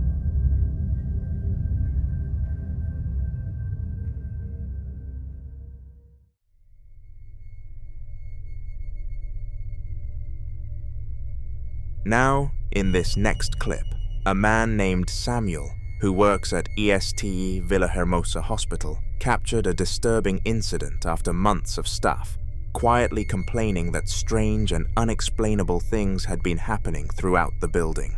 Hospitals, especially those that operate overnight, are often at the center of paranormal claims, not necessarily because of the building itself, but because of what they represent. According to Samuel, co-workers had reported hearing footsteps in empty corridors, equipment shifting when no one was present, and doors opening slightly on their own during the early hours of the morning, especially between 3 and 4 a.m., a time many refer to as the dead hour, when activity is believed to be at its peak. One night around 3:30 a.m., while working his shift, Samuel heard noises coming from the sample collection area. At first, he assumed it might be another staff member finishing late work, but when the sounds continued, he decided to investigate and record. Watch. Compañeros, hago este video porque estaba escuchando ruidos aquí atrás. Son las 3:25 de la mañana. No veo nada. Miren. Miren. Acaban de ver eso. Se acaba de caer un bote. Se está moviendo esto.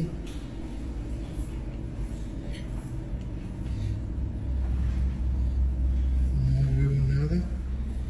No hay nadie por acá. No hay nadie por acá. A la onda. Miren. Se movió esto. Ahorita que venía caminando por acá. Y no veo a nadie.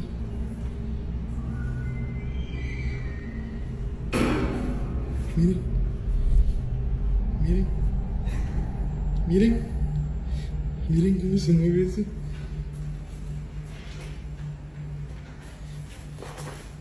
Para que vean que no hay nadie aquí.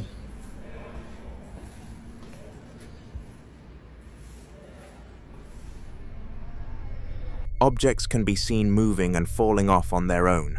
Some viewers believe the movement resembles the behavior of a child. The way the trolley shifts, the way objects are disturbed, it doesn't seem violent, but curious, almost like something small, interacting with its surroundings without understanding the consequences. But what happened next made the situation even harder to dismiss.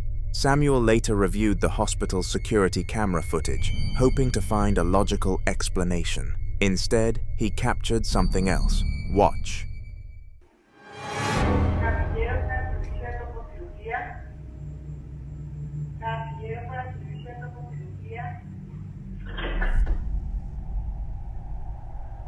If you look closely, something appears to move toward one of the wards. Moments later, a door opens, like something entered the room. It appears small, so many believe the child's speculation might just be right.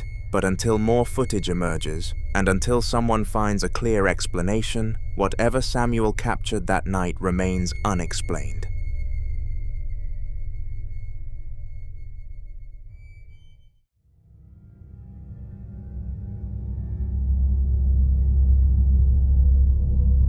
In the following videos, a group of explorers set out to investigate an abandoned house that had been sitting empty for years, its broken windows and rotting walls silently holding whatever history had been left behind. They moved cautiously from room to room, documenting everything, opening doors, checking closets, and shining their flashlights into corners where the darkness seemed unusually thick. But there was one particular room they couldn't access because the door was locked. They tried the handle repeatedly, pushing, pulling, even listening closely to hear if something was moving on the other side, but it wouldn't budge. Eventually, with no way in, they gave up and left cameras behind to monitor the house while they were gone, hoping to capture out evidence of whatever might be inside. This is what the camera caught.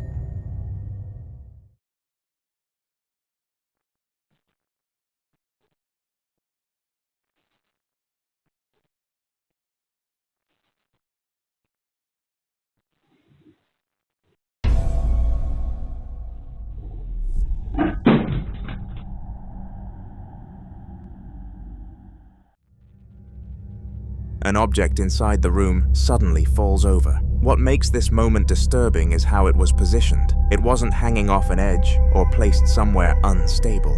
It appeared balanced and undisturbed for hours, and yet it fell without any visible force acting on it. It was as if something invisible had decided to move it. More than a year passed before another investigator named Meguro, along with his partner Kawasaki, decided to return to the same abandoned house. By then, the location had developed a reputation among explorers, many refusing to enter it at all. But Meguro wanted answers. They set up night vision cameras throughout the building and made the risky decision to stay overnight inside. But the night quickly turned into something neither of them expected. Watch.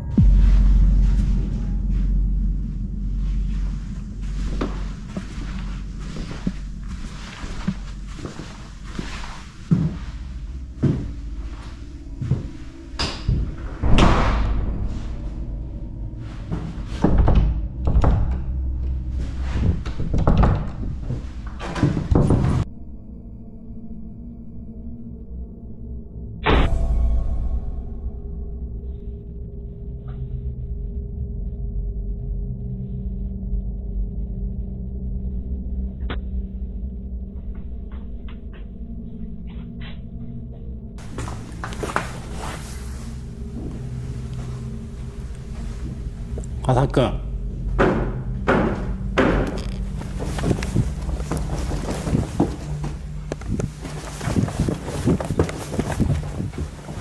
笠井くん。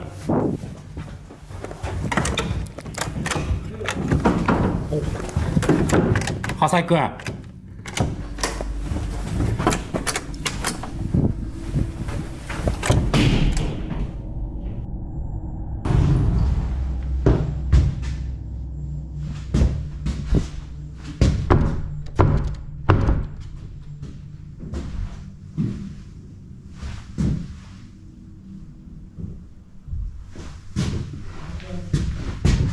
目黒さん、目黒さん。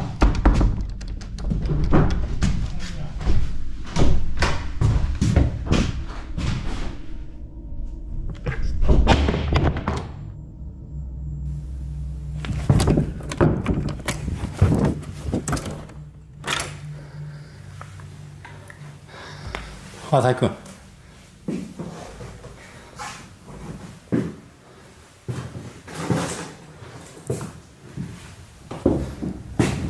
Meguro tries again and again, pushing harder each time, and soon starts getting an overwhelming sensation, one he later describes as being watched from the other side.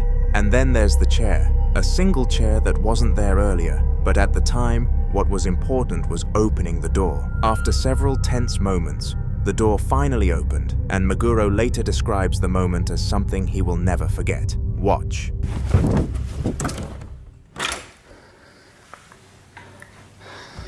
Hasaiくん。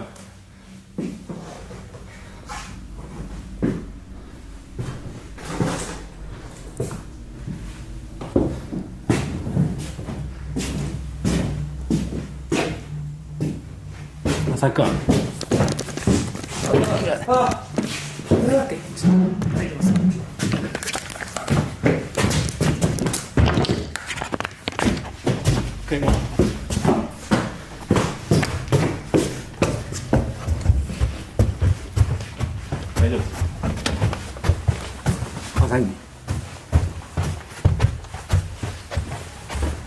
People familiar with the building later came forward with disturbing claims. According to them, that particular room is believed to house an entity, one that doesn't simply haunt the space, but watches, waits, and searches for something far more disturbing. A vessel. Some believe entities tied to locations grow weaker over time unless they attach themselves to something living, something capable of carrying them beyond the place they're trapped. Meguro and Kawasaki later warned others to never enter that room again, and after seeing what happened that night, it's not hard to understand why.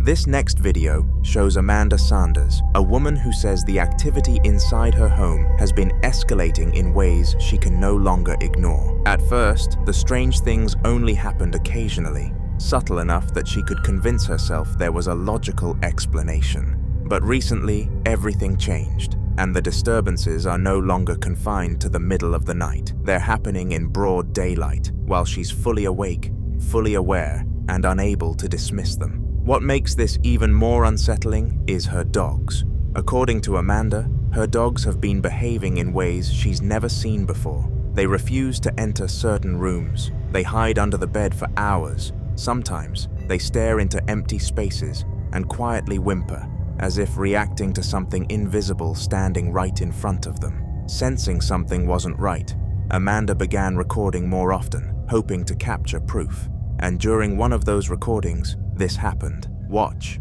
Alright guys, it's me and Pops right now. It's starting to happen again. I wanted to catch it. My old man's at work. Nothing, nobody is in here. Like, what? Alright guys, I'm gonna show you. Let me see if I can get my damn. And there's no way out of my house. This is the only door. This door and my back door, which is back there. Fuck, I don't know how to get a flat, or, hold on. Guys, I'm just have to come in here and turn the light on. Okay. So I just want to find the damn light. Hold on, guys. prove no one is in here. Like, what the is going on? No one's in here, right? Shower. Open the shower and show you. Bathroom.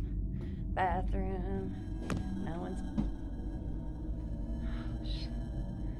The door just slammed shut again. What was it, Tootsie? What is it, Toot Toot?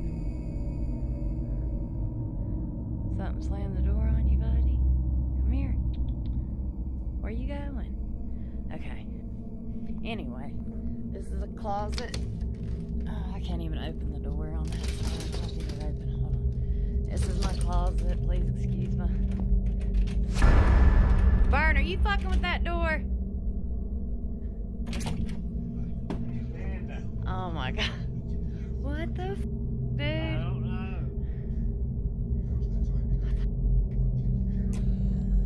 Nothing. Like, oh, let me go back here to this closet and show you. Ain't nobody in here. It's a bunch of bags.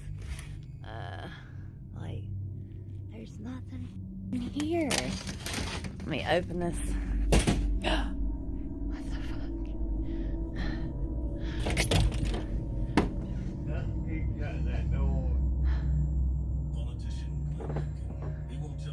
No one here, guys. Just me and Pops. What the f?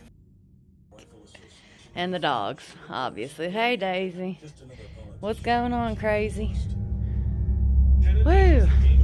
In the middle of the video, a door suddenly slams shut with force. Moments like this have left her feeling exposed in her own home, unsure whether she's being watched, followed, or something worse. In paranormal cases, escalation during daylight hours is often considered more serious because it suggests whatever is present no longer needs darkness to operate. And then there's the dogs. Many believe animals don't hide unless they feel threatened. Their instinct is survival. If they're hiding under the bed, refusing to move, it could mean they're trying to escape something they can sense but can't fight. Amanda says she's now considering blessing the home, hoping it might calm whatever is inside or remove it completely. But opinions are divided. Some believe blessing a home can help cleanse negative energy and restore peace, especially if the presence is weak or recently attached. Others warn that attempts to cleanse a space without fully understanding what's there can sometimes provoke more activity, especially if whatever is present resists being removed. There's also the unsettling possibility that the presence isn't tied to the house at all, but to Amanda herself. Until she takes the next step and shares what happens after the blessing, this remains unsolved.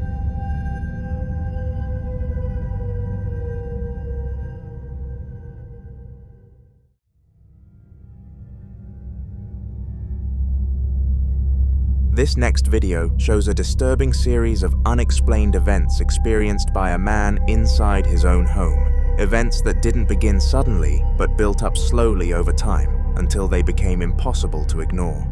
It started with small things, objects not being where he left them, faint knocking sounds coming from empty rooms, and moments where his dog would suddenly stop, stare at nothing, and quietly back away like it sensed something standing there. At first, he tried to ignore it, convincing himself it was just the house settling, or his imagination playing tricks on him. But that changed the day he caught this on camera. Watch.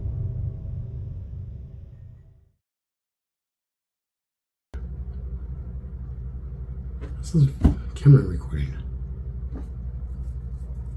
Huh. Oh, Jesus.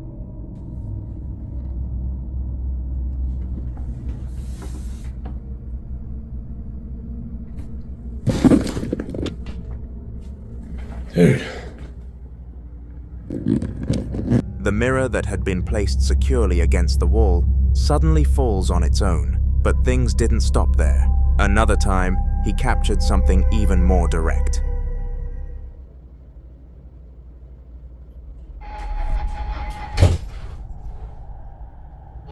The door suddenly closes with force. If it wasn't wind and no one else was inside, then the question becomes unavoidable. What closed it? By this point, he was no longer brushing it off.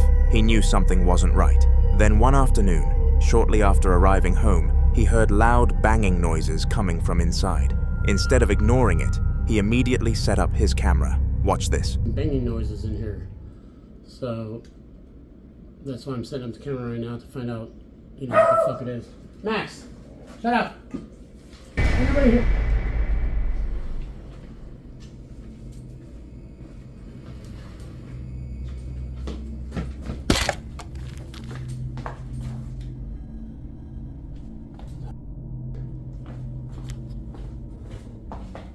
That was up against the wall. A shadow appears on the wall, and though he couldn't capture it on camera, the reaction of the dog is enough to know something or someone was definitely there. Still, nothing prepared him for what came next. One night while he was asleep, his phone somehow took selfies. Not one, but multiple. Watch him out. Didn't take the picture because it was taken from the end of my bed. One of them, at least. The other one was like next to me. But also, in those pictures, the first one,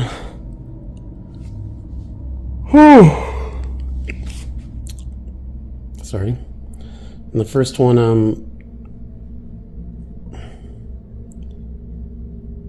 there was like another face next to my wife's face. And I was thinking maybe it was like a reflection of my face, but how in the is there going to be a reflection of my face on the pillow? Then on the other one, the other picture, I think my eyes are open. I don't know. I zoomed in. It doesn't look like my eyes are open, but it looks like something's on my eyes. And my hand looked very long.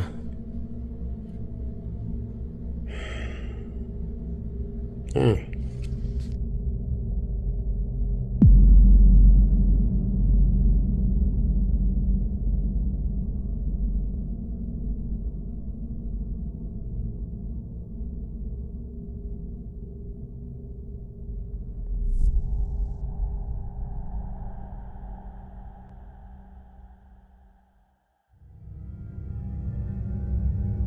Some believe this could be a camera glitch, a trick of lighting or motion distortion, but others believe something far more disturbing. There's a theory in paranormal cases that entities can manipulate electronics, especially cameras and phones, to capture their presence. Some believe they can even interact with people while they sleep, appearing close enough to be captured without being seen. And if that's true, it would mean whatever is inside his home isn't just moving objects, it's getting closer. Until more footage is captured, and until he finds out what's truly behind these events, one terrifying question remains. Is this something attached to the house, or something attached to him? You decide. The following video was recorded back in 2019 by a man's mother after days of insisting that something was inside her house, something she didn't understand, and something her son refused to believe. She kept telling him there was a demon in the house. He brushed it off, told her she was overreacting, that it was all in her head. So that night, when she started hearing noises coming from the kitchen again, she decided to record it. Not because she was sure of what she'd find, but because she wanted proof. Something she could send him, something he couldn't explain away. Watch closely. In 2019, my mom said she was fighting demons in her apartment. I didn't believe her. She sent me video proof. Now someone tell me what in the grudge shit was going on here. I put picture at end of video, pause it, turn phone upside down and zoom in.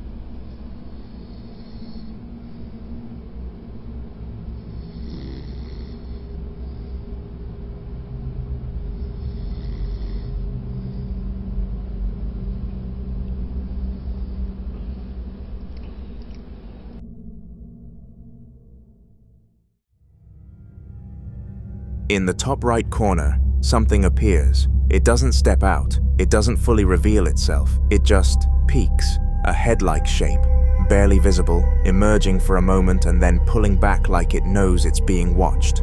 1 second it's there, the next, it's gone. Some people believe this is exactly how certain entities operate, especially ones described as demonic, never fully revealing themselves at first, but lingering at the edges, observing, waiting, slowly making their presence known in small, controlled ways. But till this day, what his mother saw that night, whatever kept drawing her attention back to that same part of the kitchen, remains a mystery. But what do you think?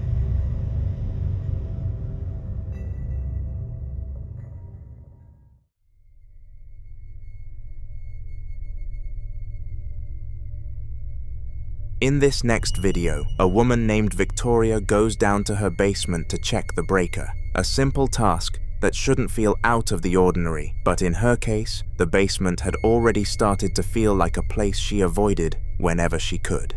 For weeks leading up to this moment, she had been experiencing something she couldn't fully explain, faint whispers that seemed to come from nowhere and everywhere at once, quiet enough to second guess, yet clear enough to make her stop what she was doing and listen, sometimes sounding like someone trying to speak just out of reach, other times resembling her name being called in a low, almost careful tone. She tried to ignore it, convincing herself it was just the silence playing tricks on her, but deep down, it never really felt that simple. Then one night, she heads down to the basement again. Watch.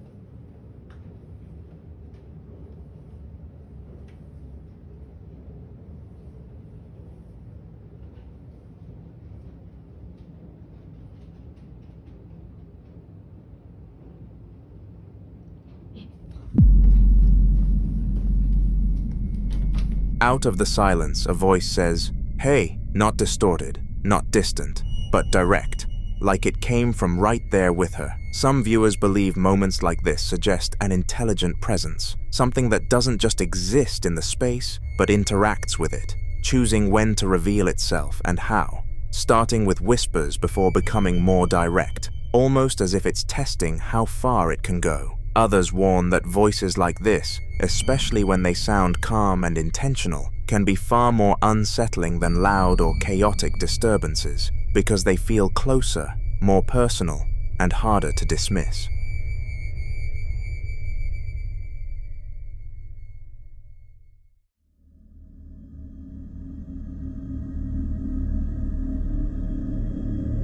Now this next video follows a man named Nate, whose experiences seem to trace back to something he unknowingly brought home after working at a cemetery, a place already tied to death, memory, and in some beliefs, lingering presence. Since then, things haven't been normal for him. He's reported waking up with unexplained marks on his body, scratches that appear overnight with no clear cause, and there have been moments where objects in his home, including knives, have been thrown or displaced in ways that feel far too deliberate to ignore, suggesting that whatever is happening isn't just passive, but capable of interacting with its surroundings. Then one morning, he captures this on camera. Watch.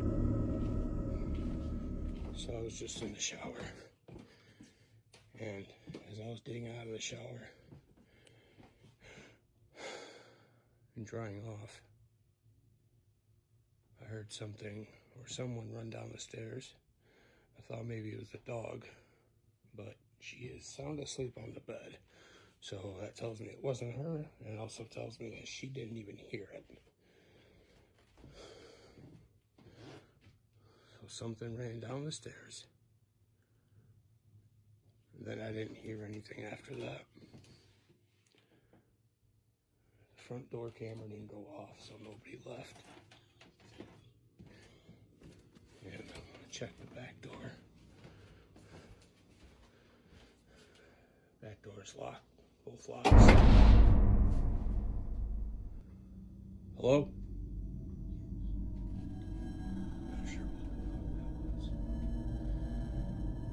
This activity has really been ramping up these past few days. And it's honestly been a little unsettling, but both.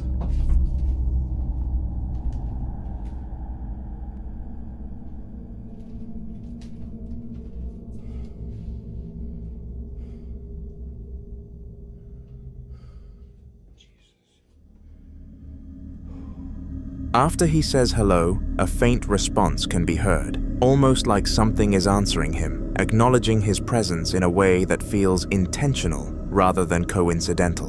What makes this even more unsettling is the pattern he's noticed, because most of the activity seems to center around specific areas of the house, particularly the kitchen and the basement. On another day, after hearing strange noises coming from the kitchen, he decides to check it out, expecting to find something ordinary. Instead, he sees this. Watch. Something was banging here in the kitchen. Sounded like something hit the wall or something hit the floor. I heard something.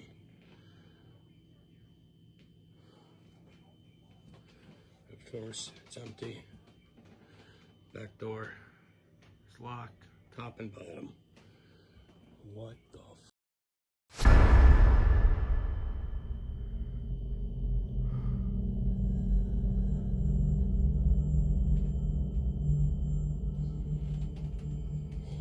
That's up there.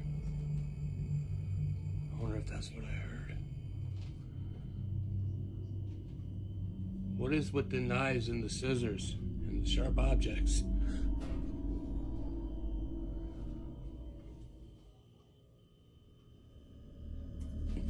Jesus Christ.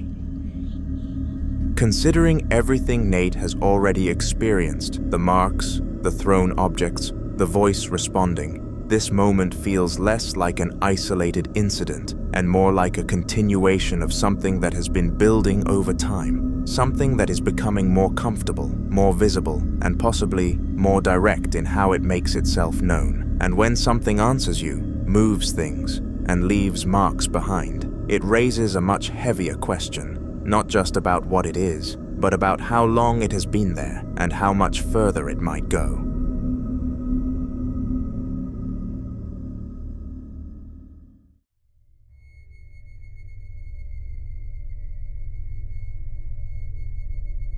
The following video was recorded inside a gym, a place that's supposed to be full of movement, noise, and activity, but according to Danny, who works there, some of the things he's been experiencing happen when the gym is completely empty, when everything should be still. He's talked about hearing sudden door slams echo through the building, the metallic clanging of bars and dumbbells shifting without anyone nearby, footsteps moving across the stairs, as if someone is going up and down between floors, and even treadmills that seem to start or react on their own, as though something unseen is interacting with the equipment.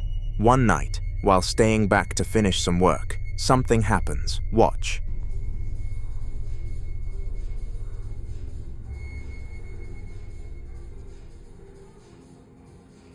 Ok, vuelvo a grabar. Ahorita si se dan cuenta las luces ya están apagadas. Vuelvo a grabar porque esto pasa mal. ¿Viste? O sea, mira, vamos a pensar. Son 10:35. Ahorita ya no debe de haber nadie. No voy a poner ni pausa ni nada. Ajá. Tú lo escuchaste. Yo lo escuché. Tú lo... O sea, veamos. Esa fue una, ¿no? La otra. Tú escuchaste las subidas de escaleras. Como si corrieran. No voy a poner pausa porque la neta... me llaman loco, me dicen es el aire, me dicen son tus energías, me dicen madre y media, pero mira, no estoy loco,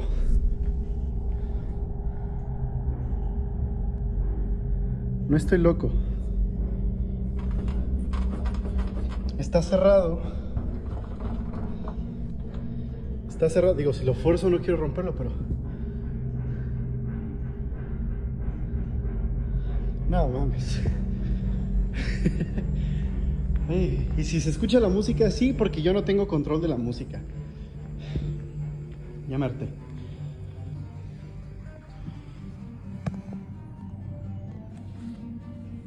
Ok.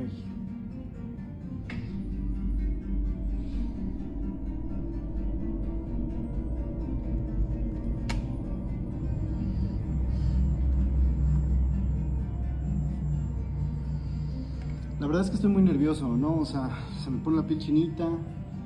No sé si es mi subconsciente o no, pero yo ya lo estoy sintiendo así como lo escucho. Bueno, no lo escucho, lo siento, ¿no? Es como... No, o sea... Mi madre.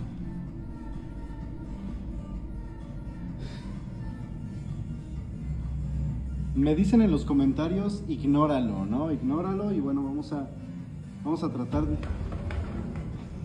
de su puta madre. Ay, no, ya. The heavy punching bags moving, the footsteps, the music, and walking past certain areas only to find equipment positioned in a way that suggests someone had just been using it, even though no one else was there. On another day, while talking about his experiences, he recalls seeing something that made him stop in his tracks. Watch.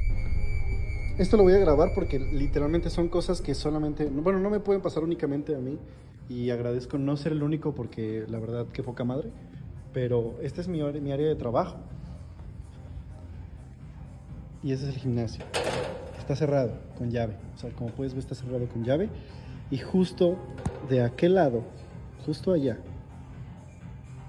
por ahí, se escuchó que algo se movió. O sea, las barras olímpicas, se escuchó como las volvieron a poner ahí en su lugar. Porque cuando las ponen en su lugar tiene un sonido muy específico.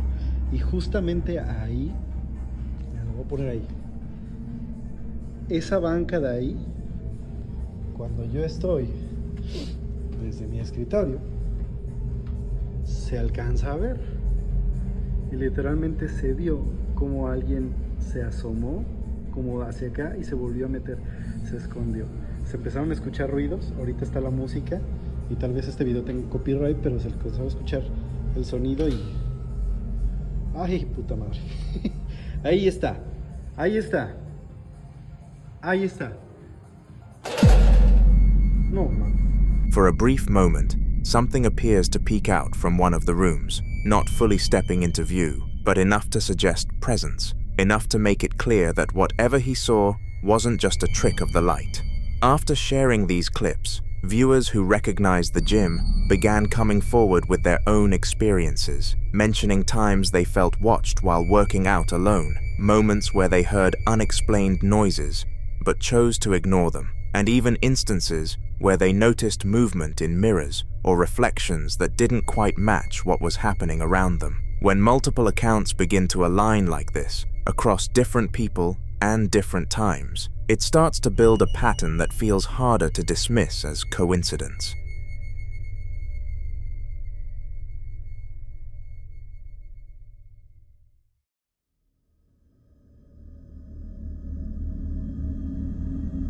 Now, this strange video was posted on December 27th, 2025, by a veterinary hospital in Madison, Alabama. But what makes it even more unsettling is that the footage itself had reportedly been kept private for nearly 4 years. According to the clinic's owner, Renee, something happened that night that caused all employees on shift to stop what they were doing. Have a look.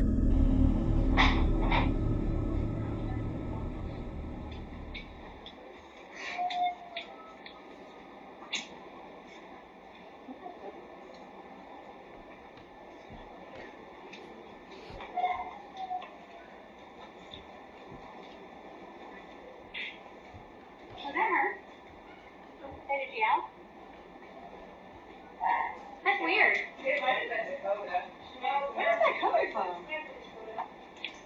It's all something's coming from. Okay, so you still want to do banana bag, 15 mils an hour, head of starch, 4 mils an hour. Coming from over this way. Alright. Medication, veterinary 15 monthly ID. Wait, is it Scarlet? Wait. I clamped it off before getting meds. Is somebody drop the dog up there? That's coming from up there. They may have done that when they switched the bag. Is it the new bag? No. Alright, who's not gonna help me? What's in the lobby? It's coming from the lobby. No, it's not. Where is it? It's not in here. What is that? What, phantom dollars?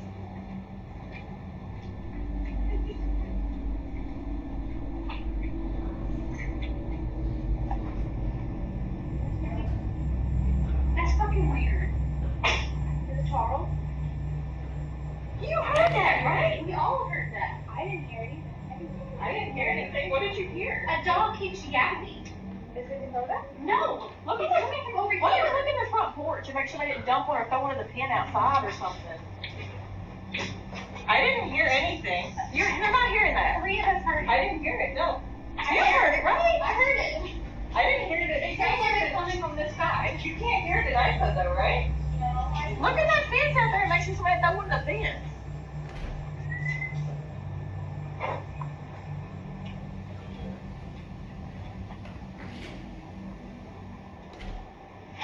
I heard nothing. I was like, what are y'all talking about? Yeah, that's a brand new tag. That's fucking bizarre. Yeah. I haven't heard it. I still haven't heard it. All 3 of us heard it. And it was coming from that. It sounded like it was in that room or something. Like it sounded like it was like right 3 or 4. We're gonna play that back. I didn't even hear anything. Can you play it like specifically in those rooms or anything? After reviewing the footage, Renee says there was no logical explanation for what they witnessed, and this wasn't an isolated event. Over time, strange activity became almost routine inside the clinic. Dog kennels, securely latched, would open on their own in the middle of the night. Office supplies and lightweight equipment were found scattered across rooms that had been locked. Staff members reported hearing scratching sounds coming from empty runs long after the last patient had gone home. Sometimes, motion sensors would trigger in rooms where no animal was being treated. For a veterinary hospital, that detail hits differently, because this isn't just any building, it's a place filled with heightened emotion, fear, grief, relief, heartbreak. It's where some families say goodbye to beloved pets, and many pet owners will tell you that after their animal passes, they still hear the faint scratch at the door, still feel the weight at the foot of the bed, still think they see a quick shadow dart past in the hallway. Some believe animals, especially loyal ones, linger, and that's the theory whispered among staff, that perhaps some of the dogs who passed away in that clinic never fully left, that the scratching isn't imagination, and that the kennel's opening isn't mechanical failure. So what do you think? Is it residual energy, emotional imprints replaying themselves, or something else using the setting to its advantage? Renee says she doesn't know what's in her clinic, but she's no longer convinced it's empty after closing time.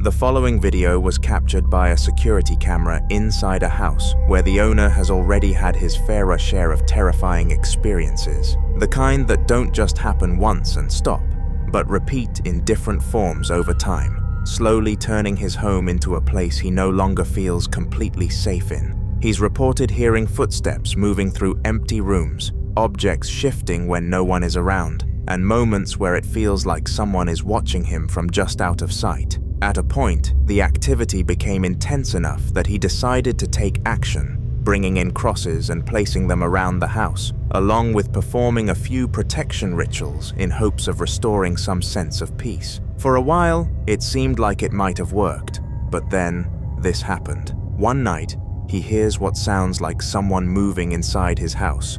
Not subtle noises, but clear movement, enough to make him get up, check every room, and do a full sweep of the place, but he found nothing, so he went back to bed. But the camera captured something else entirely. Watch.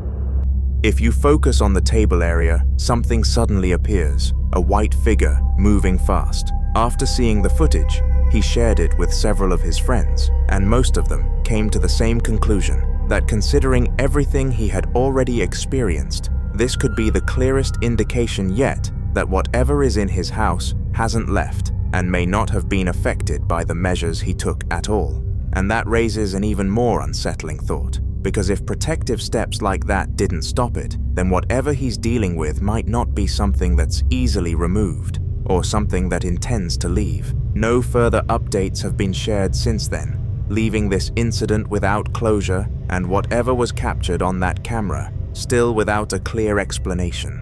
But what do you think the camera captured that night?